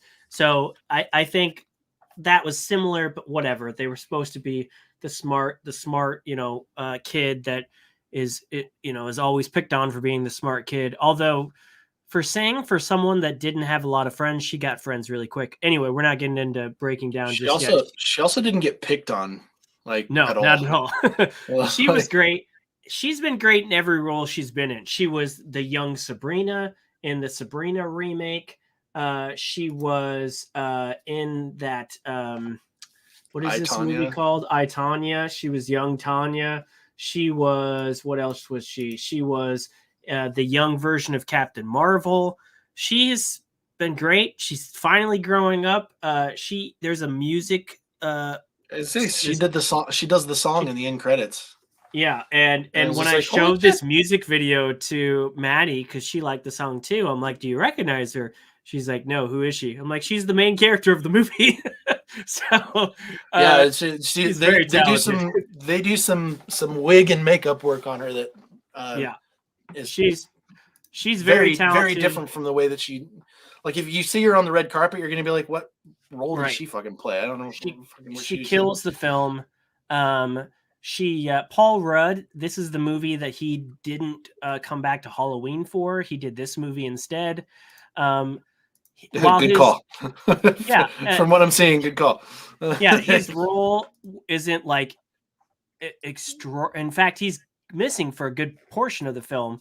But what he does contribute to the film was great. I definitely liked him a lot. He's just good. The mom is Carrie Coon, and she's been in shows like The Leftovers and The Nest and Sinner. She's a great actress. I liked her in the movie as well. Overall, I thought the movie was great. It definitely has a lot of fan service.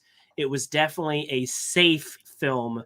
It's definitely feels like, I didn't know young Sheldon is connected to the character from. Yeah, it is. It is Sheldon as it's young Sheldon.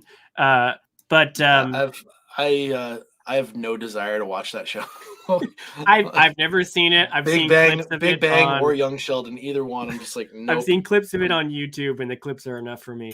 This did feel like it was a safe film. Like, yeah. Are we trying to bring back the franchise? Yes. Okay. What's the most safe way to do it? If we can't have the original director, let's get his son. If there's a chance we might be able to bring the original cast back, let's do it in a way that's a handoff way, or that pays tribute. Hey, maybe let's even bring some of the villains back. Let's try to do the safest thing. So if you're looking for something, well, I'm just saying, if you're looking for something super original, it's not. But that doesn't mean it's not fun. I thought it was super fun. I will talk gripes here in a second, but I don't think the gripes outweigh. If we get into gripes, I'm gonna need to put up a spoiler. So tag. I'm gonna put that up. Territory. So yeah, this is Jeffrey says he doesn't mind spoilers. Okay, Jeffrey, if you're a fan of the original Ghostbusters, I know that we're gonna you're gonna have to come back to this, man. Like, honestly, like, if you're a fan of Ghostbusters, if you're planning on going and seeing this, definitely turn away at this point. You can come back. But he always listens to our spoilers. I feel like maybe Jeff is just one of those special beings that he can listen to spoilers and yet it doesn't impact his enjoyment of the film. And well, he's a rare gem that way. If that's the case, I applaud you, because I can't do that. If something gets spoiled for me, I have no desire to go and see it at that point. Yeah, we're going to talk spoilers at this point. If you're planning on seeing this movie, I would go in without this information, just because I feel like there are certain elements of it that will have more of a sentimental impact on you if you don't know about it ahead of time. Mm-hmm.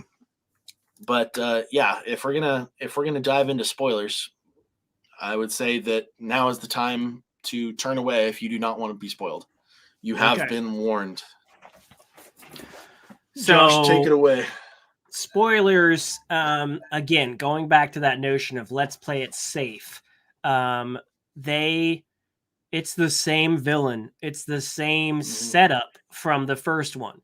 Basically, the whole story is that Egon thinks that everything they went through in the first story is not over yet and is going to happen again, and on a more cataclysmic scale somewhere out in the country in the middle of farmland. And so he literally abandons his fellow Ghostbusters, abandons his family. Probably didn't need to do that that drastically, but does it anyway.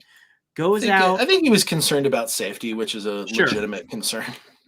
Goes out in the middle of nowhere, finds this basically like Egyptian build in the middle and under a mountain in wherever this is at. I can't remember where this was. Oklahoma, and prepares for the return of Gozer and basically everything that happened in the first movie. He believes is going to happen again in the middle of Oklahoma. So he sets up and eventually dies waiting for this to happen. He actually, he kind of stops it. He gets killed attempting to prevent it. Mm-hmm. And I would say he stops it from happening, but he does die in the process. Yeah.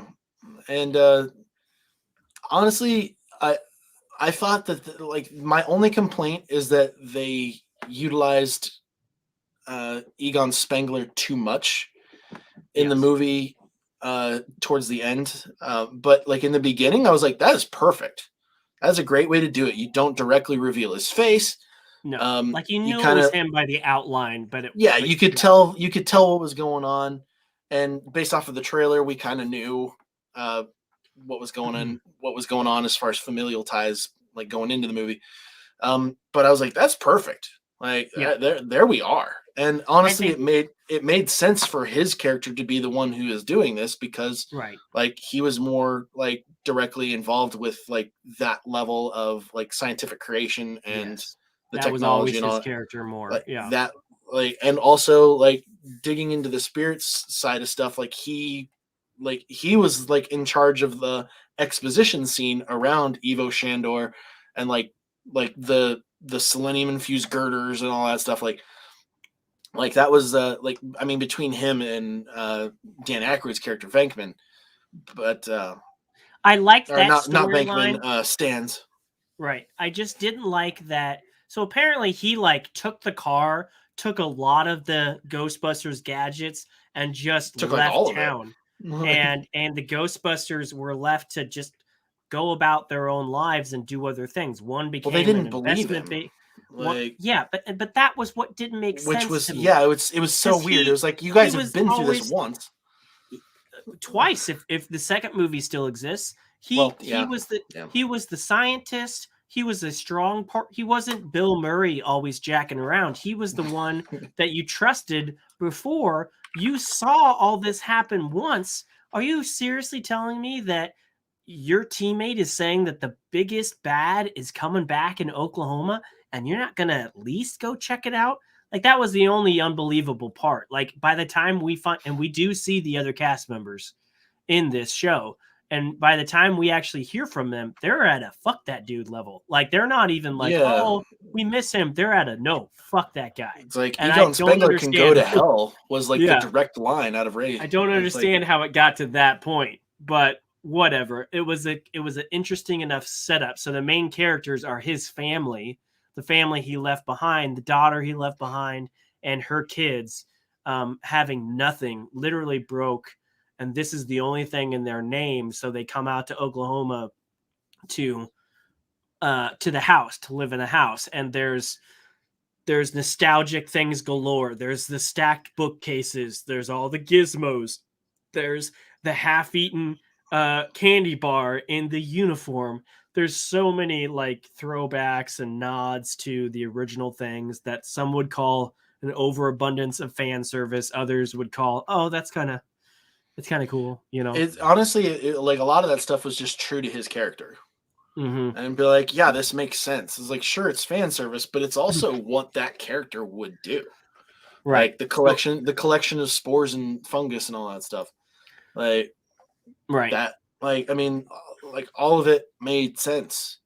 So the invisible ghost of Egon connects with the granddaughter because the granddaughter is young Just Sheldon playing chess with her. It was so good. Playing chess with her. Slowly tries to connect with the mom, his actual daughter. The only thing is, I liked those scenes, but at the same time, there were literally moments where a lamp was moving independently to show them where to look. And at no point did any of the cast members go, "Oh my God, a lamp is moving." Like they immediately accepted that ghosts exist. And yet nobody was freaked out at all in this movie. Nobody was freaked out by anything. Everybody that came across the ghost, he lost his mind a couple times, but nobody else did. And his name's Podcast. You didn't want to break that, but I do think that his name is Podcast. It was funny. It was just like he's introducing his nickname. You never find out his real name. But almost every other character, until the dog showed up, nobody was really scared of anything. They just kind of accepted. While at the same time, this is a universe where Ghostbusters existed, but apparently everybody had forgotten them. Granted, the Ghostbusters were in the 80s and the 90s, and everybody didn't have video cell phones. But you're telling me that of all the events of them riding the Statue of Liberty, of the giant marshmallow, of all of the times where that car is going through in New York, and there's no film crews, there's no news crews at all. Like they're literally an urban. Well, there was plenty of that. They were looking up YouTube videos of like the old events and stuff like that, and Podcast was able to recall those events. When they bring up the stories, Finn Wolfhard's character is like, "Oh, the Manhattan ghost stories. Yeah, I remember those." But they're still treated. But they were just kind of myths, not. They were just kind of legit things that happened. Well, they were treated more like they were like old news. But like, are you kidding me? That's like proof of paranormal existence. Giant are you shitting me right marshmallow walks through the city, and everyone's like, "Oh yeah, that happened." Like the significance of them was severely downplayed. Which was weird, but honestly, like it wasn't enough to. Again, it wasn't enough to pull me out of the movie. Right. They bring back the same big bad from the first, which is Gozer and the two dogs. The dogs look better this time. I was so happy that they used puppets. They used a lot of practical effects in this movie, and I was really pleased with that. I was really happy that they went that route. Because honestly, that was kind of the big complaint around the 2016 one, is that like the original visuals in the first Ghostbusters movie looked better than the visuals did in that. The Ghostbusters in the first one looked better than Ghostbusters 2 did. Even like the first one was always they did. There's CGI in this, but it was meshed with practical. You blew my mind when you told me about this screen here. Is that was Olivia Wilde in there? I was like, what? Oh yeah, I recognized her immediately. And Gozer is supposed to be like this fluid, genderless kind of god character, and I thought whatever it wants to be. Yeah, like it didn't come off as extremely one sex or the other. It didn't come off as anything specific. It was just kind of like neutral and vague, and she brought that out amazingly. Oh, look at this. Alan is here. Even in Ghostbusters 2, people didn't trust Ghostbusters. Yeah, I guess that's true. Yeah, they should all. But then they rode the Statue of Liberty. Like that was still a big event at the end of Ghostbusters 2. And as far as I know, Ghostbusters 2 is still in canon to this film. I don't think I think this is 3. I don't think it's supposed to be 2.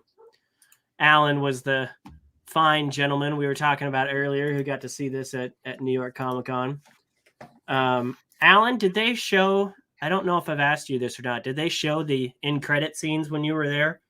Or did they just show the movie? Because I could understand like some early releases of films or screenings of films don't get those in-credit scenes. The first end credit scene felt like it was like a true end credit scene. Like, this is just here for fun. Oh yeah, like, you don't have to stay to see this and then see the sequel and have it make sense. It was like, hey, nope, this is just for dorky fun level stuff, and I thought that was great. Because they brought in what's her name from Aliens, Sigourney Weaver. Sigourney Weaver, and it was a callback to the first film with the shocking thing. Yeah, it was great. Which was great. They did show the end credits scene. Okay. All right. I thought it was great that Winston in the second end credit scene got like some justice, like and they even did people always crapped on him for being the worst Ghostbuster. And even Finn Wolfhard does it in his character Mike does it in Stranger Things, basically. Right. Talking like and they did a callback to the nerdy receptionist woman as well. Well, she was there in like the first scene in Oklahoma, really. Like, yeah, and that was a cool callback to her character, which I really liked. There's a lot of great that she was like still holding on, like she was still trying to like help out, still do what she could. That was great. The scene with the coin in the end credit scene, I don't remember that from the first movie. It wasn't. I don't think it's in the original cut. I think that's in a. Well, it was like I think he had like the marshmallow stuff on him. Yeah, I thought that too, and I just watched because you can watch the original movie on YouTube in its entirety, and it's not in that. So I don't know if that's a deleted scene or is it on YouTube right now? Does Alan know that? Yeah, the whole movie's on YouTube. Oh yeah, Alan's saying the same thing. It's a deleted scene from 1. Okay, so you're not crazy because it's not in that movie. I just watched it. So maybe that was a deleted scene that they like renewed for the continuity, which kind of is cool. I don't think you can watch it. I think you have to like buy or rent it on YouTube. I don't think you can watch the whole thing on there. No, you can. 1984 is Ghostbusters. You can't watch the second one, but Ghostbusters 1984. I just watched it the other day. Unless they took it down, they could have taken it down. They probably took it down because I don't think they wanted it to be that way. Well, yeah, because I wanted to watch it, and I'll just stream the whole thing. I mean, I fucking own it, and here I am looking for a way to stream it. Like I own it. Like I've got it on Blu-ray. Yeah. Oh yeah. You want to talk to Alan for a second? See what his you got a sec? Can we swing that? Like do we have a 3-person setup here? Can you pull that in super quick? I mean, I can't do the Ghostbusters thing, but I can pull in the 3 setup. Yeah. Yeah, pull in the 3 setup. Shit. Let me send him the link. Alan, like, just to finish our review, I would say the comedy felt like I should have said this in the spoiler-free review, but the comedy felt very much like Ghostbusters 1, where it was just kind of like casual humor. Like it wasn't like a little bit of almost I mean it was just casual like one-liner style comedy. It was great. Like they weren't cracking like hardcore like set up punchline jokes, but like it was just like good funny stuff. I think like having podcasts covered in the marshmallow stuff, fighting off all of the mini marshmallow men was hilarious. I was laughing at that. I dug it. Even though it was like completely unoriginal, like watching them like kill themselves inside the Walmart as they were coming to life was pretty funny. I don't think it was necessary, but I was laughing at it. Yeah. Okay. Give me 1 second. Alan, I see you're in there. I'm trying to find our guest overlay. 3-panel side of things. Yeah. Give me 1 second. Take his comment down. This is like, oh, I'm sorry. I'm sorry. Staring at it.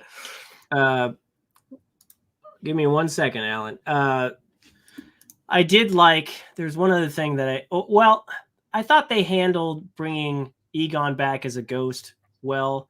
I think. I cried. Like I started tearing up when I saw his hand there, and he was like helping her out. I was like, "Oh shit, I'm fucking tearing up right now." Here it is. I got it. And they didn't have him talk. They didn't try and do any of that. They didn't. I just felt like it went on a little bit too long. Like he had like a moment. Like he had a moment with all the Ghostbusters where they like apologized to him and all that stuff. I'm like, I think it could have been worse. It could. Oh yes, it definitely could have been. I think a lot of people were expecting it to be bad, and it could have been worse. When they put for Harold there before the movie was even over, that busted me out of the movie because I was like, "Oh, the credits are going now. Okay, we're done with the movie. Here they go. They're gonna roll the credits while they do like the exit for the film." But no, then they kept it going. I was like, "Oh, that's weird." Now that's just a weird editing choice. them selling toys of him is a little weird. But trying to monopolize on it. But what's up? How you doing, buddy? Pretty good. If I had known you guys doing Ghostbusters tonight, I would have reached out sooner, so you'd be a little bit more prepared. We are so good about announcing our show ahead of time. Oh, it was a super last minute thing. Yeah, like 5 minutes before we go. We're so good about being on time with our show announcements that you would have. You were the slacker in that regard. Yeah. No. Well, I just wrapped up totally on you, not on us. I just wrapped up my show, so I already had everything set up. I was like, oh shit, well, if they can have me on now, I'll have because you know how I don't know what you guys talked about with Comic-Con, but it was so frustrating spending like the next 3 days at Comic-Con with you, Josh, and not being able to talk about this movie. Did they have you sign something ahead of time? There were too many people to even bother with that. What happened was they do the panel. I don't know how much of the story you told, Josh, but I said like the first day at Comic-Con, I was like, I think this is a screening because in the program, it was like a 4-hour long panel, which is just too long to be a panel. But I ended up waiting in the standby line. I didn't know if I was going to get in, but they did the panel with Ivan Reitman and Jason Reitman and the kids, and Carrie Coon was there. And they go to show the clips, and Jason Reitman's like, well, I think you guys have waited long enough. So here's what's going to happen. Don't tell anyone what you see here. Just keep it between us. And then they wrote the whole movie. So it was just kind of a special moment that you had to be there for. And it was the most weird thing about it was where I was sitting. They brought the cast out to sit with the crowd. So I got to see all of them walk by me, but I also got to see Jason Reitman walking his dad, Ivan Reitman, the director of the first two films, to his seat, which was like, it was weird just seeing that legacy, that family legacy walk in front of me before the movie screened. So, and that was like Friday night, wasn't it? Or that wasn't. Yeah, that was Friday. Because we saw James Bond on Thursday. And then Friday, I snuck out for the Ghostbusters. I was meeting somebody for dinner or something that night, and I was tempted to go with you, and had I not had any plans, because you didn't leave the booth super early to go get in that line. I don't think. I mean, didn't. It was kind of towards the end of the day. Yeah, it was. I think the panel started at like 7. I think I left maybe around 5:30, 6 o'clock. To go up the closed down and gone and hang out, because I was totally jealous. I was so jealous of you, and apparently the world over was too, because that was a huge headline coming out of New York Comic-Con. Was holy shit, they screened the entire movie. I remember seeing that story, and like the thing that I was freaking out about was that there were going to be people. Like, I'm sure that the security was ridiculous, but I was worried that there were going to be people who had like cell phone footage of like major spoilers or something like that, trying to capture that.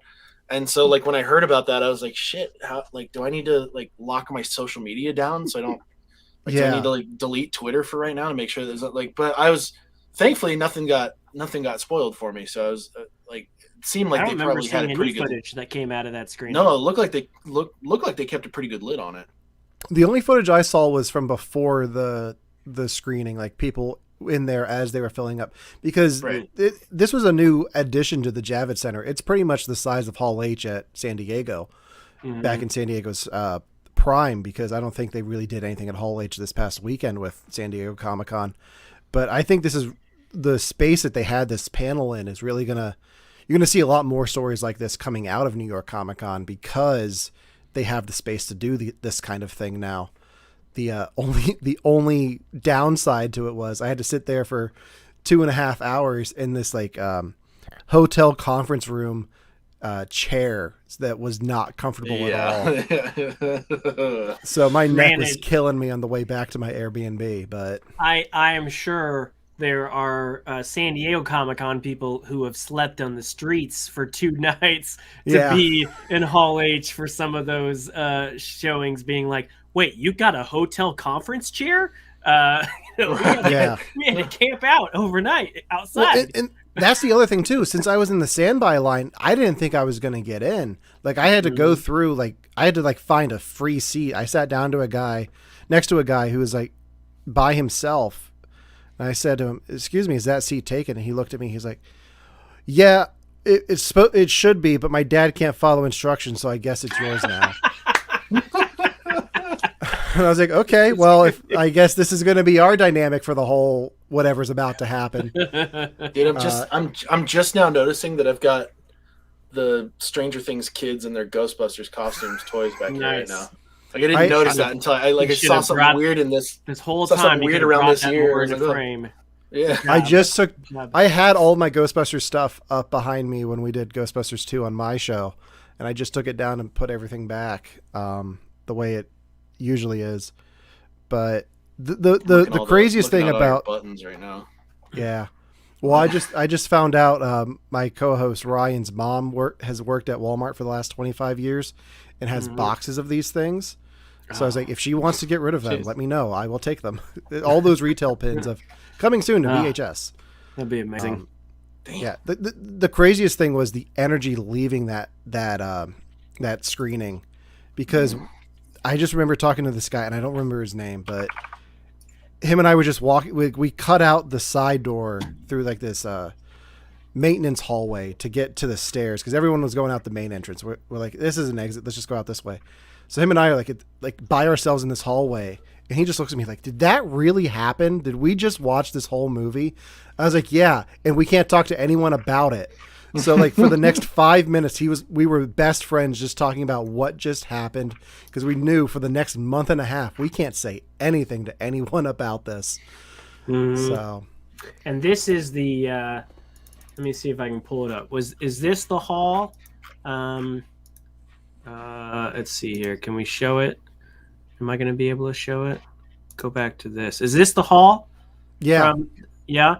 I mean, it still feels small, but that still feels awesome. That's a pretty good sized screen. Yeah, that chair looks like a real bitch to sit in for 4 hours. And they were definitely spacing it out, probably because of COVID. I imagine if they come back without COVID restrictions and try to do this again next year, it'll be a little more tightly.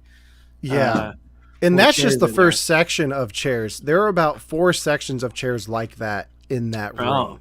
Oh, okay. So I was pretty much where this camera is, but over to the right. This camera, where we took this photo, is kind of where the cast and crew sat for the screening. Because I never got to mention it. So this is all part of the new extension that we've been waiting for years for Javits to finish. I didn't get a chance to go over there, and in fact, a lot of people didn't even know where it was, because they didn't have a lot of great signage saying this is where it's at. But this is definitely a game changer for the con. I think they've been on the verge of overtaking San Diego for a while, and I think what's been holding them back is not having these big conference rooms on hand. In fact, they were renting out part of Madison Square Garden. Madison Square Garden. Yeah. So if you wanted to go to some of these panels, you literally had to go a few blocks down the street to Madison Square Garden to see that. So you had to leave the con, go down there, and then come back. And of course, plenty of people would do that. But if you could all keep it in one house, that'd be great. So now that they have this could be huge for the future. The only time I ever made that trip to Madison Square Garden was for the Power Rangers, when they did the panel for the 2017 movie. And I got the bonus of the Matt Damon Great Wall panel beforehand, because I got there early. So yep, Maddie did it for a couple things, but she liked getting some fresh air, but she didn't like having to go back and forth. And so when it's not a COVID year, I think this will be a big. But for it being a COVID year and people not knowing what New York Comic Con was going to be about this year, if it was going to be a dud. Man, whoever convinced them to do this was amazing, Yeah. I wonder if New York Comic Con was like, please give us something, or if this really was the Reitmans being like, man, we just want to get this thing out. Probably Jason. Just like, we can just show the movie. How's that go? Yeah. And I feel like somebody at Comic Con messed up, because the only thing that had the time of that panel the way it was that I saw was the printed program. On the app, it was only listed as an hour. I think all the signage they had for the day was only listing it as an hour. But in the printed program, which I still have somewhere, is listed as like a 3-hour panel. So it's like, yeah, somebody put the wrong thing in there. I feel like that was intentional because it was more like they were trying to hold it down as a surprise. Yeah. And they were trying to make sure that like not everybody and their mother was trying to cram in so they could see the movie that day. Because Alan dealt with his own crowd control issues trying to get a signature later on in the weekend. God, that was horrible. They clearly did not handle very well. Yeah, so maybe that was them trying to handle Ghostbusters was the high of that weekend. Me trying to get Hayden Christensen's autograph was the lowest of lows. Because of Hayden Christensen or because of logistics. The people they had running I was really hoping that Hayden wasn't like a dick to you or something like that. He wasn't. It wasn't his fault. What happened was I bought a ticket for like a 1:00 signing with Hayden Christensen, and because I didn't want to leave Josh on his own to wrap up because it was last day of the con. So I bought an earlier it's still a busy signing. day. It's not like a low day either. Yeah, so I didn't want to be gone all day. So I got an early signing because I figured they were doing by time. So you go in, you get your time, and you see him. I go down there at least an hour early just so I'm in the right spot. And then I ended up waiting another 2 hours after my time to see him. And it got to 4:00 when he was supposed to have a photo op. And I'm about half hour away from getting his autograph. And they pulled him to go do the photo op. And I was like, I can't wait anymore. Like, I've got to go pack up my booth. And I talked to the people running it because they were separate from New York Comic Con. I don't even know who the company was. But I was like, listen, I got to go help wrap up my booth. Like, we're ending today. Like, he's got a plane to catch. I got to catch my train. Yeah. Like, is there any way you can get me to the front of the line? And they're like, we'll see what we can do. And then they're like, no, that's not going to happen. So you spent all day in line. At least you got a refund, though, right? They didn't give you a refund. I got the refund. My brother didn't get the Christmas gift he was going to, but this guy, Alan got was it Revenge of the Sith that you got a poster of? I got a Revenge of the Sith poster. I was going to have him sign. I almost handed it off to the guys in line in front of me, like, hey, can you get this signed? I'll give you my ticket, and then we'll meet up afterwards. But I was like, they seemed like nice guys, but I was like, it's too much money to risk. So either they overbooked that signing, or they didn't have somebody, up they front just sure it was keeping going or something. They just weren't even acknowledging the tickets, like for the times. They were just like, okay, get in line. Like, it's just going to be that way. So to steer things kind of back to what we brought you for. Like, I've got to wrap this up, but real quick, like, so what was your reaction to the movie after? We haven't even asked you. So Josh knows this because we talked about it at Comic-Con. When I was at Comic-Con, my grandfather was just admitted to the hospital. So I was like stressing out about that in the back of my mind the whole time. Like, there was nothing I could do. He was in the hospital for COVID, but it was like in the back of my mind the whole time. Mm-hmm. But watching the movie, like, I really enjoyed the whole film. And I caught a little bit of you guys talking about it before I jumped in. When Egon's ghost showed up, and like the whole storyline with him being like the grandkids not knowing their grandfather, and Carrie Coon's relationship to him, when he showed up holding the proton pack with her, like, I lost it too. Like, I was tearing up. I was crying. Just not like the not knowing if my grandfather was going to be okay, what was going to happen. Like, all of that really hit close to home for that weekend, and it struck a nerve with me, like in the best way possible. Like, and the knowing the history of Ghostbusters 3 and what it took to get the script right and to get all four of them on board, and how it never happened when he was alive, and having that final moment with them being able to say goodbye to their friend. And like, I absolutely love this film. Right now it's at the top of my list for the year. Out of the movies that have gone to the theater to see this year, it's been the best experience so far. But he had worked on this film, right? Like, he wasn't around to be in it, but he had. I think they had been working on a threequel for years. They kept trying.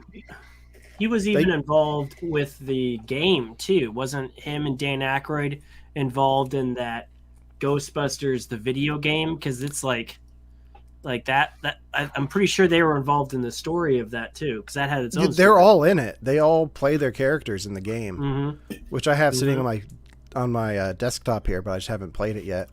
No, they were trying to, for a while there. It looked like the game was going to be Ghostbusters 3 and that was all we were going to get until Jason Reitman stepped in and said, "No, we're going to do this now."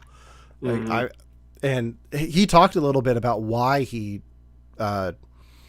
stepped into the Ghostbusters, because he never wanted to make a Ghostbusters film. And I'll make this quick because I know you got to go. In the panel, he talked about he never wanted to make a Ghostbusters film. He made his own films like Up in the Air, and he tried to make his own things to stay away from his father's work. But he had the image of a kid in a field with a proton pack and didn't know who that kid was. And then when I'm blanking on his name, Harold Ramis. When Harold Ramis passed away, he he was thinking about it, and he's like, okay, that kid's a Spangler. Like, it's Egon's legacy. And then he took it from there. And I'm super excited to see where they go with the franchise in the future too. Yeah, this is definitely a different vein from his things like Juno and Up in the Air, like you said, are totally. At the same time, this definitely feels like a Jason Reitman Ghostbusters film. It felt like a convergence of his type of indie dramas plus the Ghostbuster lore into this nice mesh. And I don't think they were ever too one or the other. I think they, it definitely got into that bombastic finale, but I felt like it all, meshed pretty well. Yeah. And I loved it. If this spawns a resurgence in the franchise, I'd be down for it. I mean, they definitely, the end credit scene kind of hinted towards that. Maybe this might be something new. Yeah. I mean, if McKenna Grace is in it again, I'm on board because she did such a good job. She carried this. So the weirdest thing for the panel, since they filmed this like 2 years ago, she came out on stage, and I'm like, okay, who is she? Like, and then you see her in the movie, and she's like 3 years younger. I'm like, oh, okay. Now I'm putting the pieces together, because I had only seen like the first trailer up to that point. Well, dude, so we were just talking about how, like, if you saw her on the red carpet promoting this film, you wouldn't have known who the fuck she was playing in the film. Yeah. Like, because they changed her appearance so much. Like, she was taller than Carrie Coon when she walked out. Like, it was kind of crazy. She did, so that song in the credits, a ghost doesn't leave a haunted house or whatever. We liked that song. We're like, oh, this is kind of a catchy song. So I looked up the music video for it, and I showed it to Maddie, and I'm like, do you recognize the person singing it? And she's like, no, who is she? And I'm like, she's the main girl of the movie we just watched. So she looks so different in the music video. That might be something I didn't get at the movie. I don't think that was the end credit song. Oh, really? Yeah, well, I can't remember what it was, but I don't remember there being an actual song over the credits. I think I just got like score. So well, that could have been something they slapped on at the end, because it was a single that released the same weekend as the movie. But and did you recognize that it was Olivia Wilde as Gozer? I did not. I learned that from your podcast here. So okay, so yeah, I didn't know until you mentioned that to me in chat. You're like, I can't even remember what the conversation was. I think we were just talking about like cameos or something like that. I caught the J.K. Simmons one, but then you're like, well, what about Olivia Wilde? Like, what? Yeah, it must just be my unhealthy obsession with Olivia Wilde to have noticed her immediately when she stepped on screen. But yeah, I think I lucked out because the marketing started leaning more towards Gozer and Zool after Comic-Con, sure. But beforehand, I had no clue Gozer was in the movie. So when they had that reveal of, well, the guy who built that building in New York actually came out here, I was like, oh, okay, so this is where we're going with this. All right, like I'm on board. Let's do it. So yeah, well, we had talked about how I think that's a safe connection for this third film to the originals, but if they go forward now, it feels like now that story is capped, so they have the chance to do new things, and I think this is a good basis for new things. So if it happens, it happens. If it doesn't, I'll be happy with this as an ending. And Jason if Reitman Vigo comes back for the next one, I'm gonna be pissed. Like, nope, you did that once. All right, can't do it again. They can just bring back the song. Your love keeps taking me higher. Then that'll be a good reference for the second one. Jason Reitman said he wants to see what other filmmakers do with Ghostbusters from here on out. So hopefully that's where they take the franchise and just let other storytellers tell their own stories within this universe. So, and did you notice how nobody had an issue with the main character being a girl? I think think there was a lot of things wrong with that 2016 thing. I think they tried to shove a lot of things in your face. Mm-hmm. I think I liked it more than other people liked it. I still thought it was a crappy movie, but I didn't hate on it as much as other people did. But the cast with gender thing is not as big of a deal as people made it out to be. For me, the cast is not the issue with that movie. For me, the issue with the Ghostbusters from 2016 is just the sense of humor. It doesn't fit Ghostbusters, but I think this one really goes back to what the sense of humor in Ghostbusters is, which is lightly physical, but more like just situational comedy. And I think this film fits that mold very well. I think it's well written comedy. Like it's all dialogue and it's all kind of like matter of fact. Like, hey, I'm not gonna bring this up. Like, honestly, podcast, like one of podcast lines when he's just like they're in the car, or she says that the mom says like, oh yeah, I saw that he had all these pictures of me and all this stuff. He's like, oh, that must have been rewarding. But like almost like he's like kind of like, I don't care that you're talking about this, but he also does. Like he's like legitimately like happy about it. Like, so I have really good. I have one question for you guys, and then then I'm done. So Carrie Coon and Paul Rudd have sex in this one as Zool, like when they're possessed. Does that mean Sigourney Weaver and Rick Moranis had sex, but they never showed it in Ghostbusters 1? Yeah, I thought that was implied. Yeah. Okay. I had never thought about it until this one. So yeah, I thought that had been implied. Yeah. See, I watched it as a kid, so I never put that together until this one. I was like, oh, okay. That makes sense. I don't think kids at all put that together. I don't know if it was like, I think that was the one thing I missed from this was a Rick Moranis cameo, especially since he's like slowly coming back. Like Ryan Reynolds randomly had him in a commercial for his cell phone company like a year ago, and so he's like slowly, edging back into Hollywood. But I was like, oh, I would have loved a little Rick Moranis. I'm hoping he'll show up in History of the World Part 2. Just like Spaceball 2, the sequel. I think they have him in the second one, and he's one of the accountants working for Winston and his global company or something. He was like, hey, who does your tax? Like, or it was like, hey, I'm doing your taxes. Yeah, that's if he steps foot in New York again after being punched in the face on the sidewalk for no reason at all. I don't know what was up with that. They don't need to do it in New York. I think. Right. I think the original was the original Ghostbusters even filmed in New York? Mostly yes, but the apartment building was in Philadelphia. Yeah. Because whenever I drove into Philly with my uncle, he always pointed out to me, he's like, "You like movies, right? That's the building from Ghostbusters." It's like, oh, okay. Well, I have seen some division on this film. I have seen some older critics, like the guys over at Red Letter Media, think that this was too much of a drama and had none of the comedy flair that the originals did.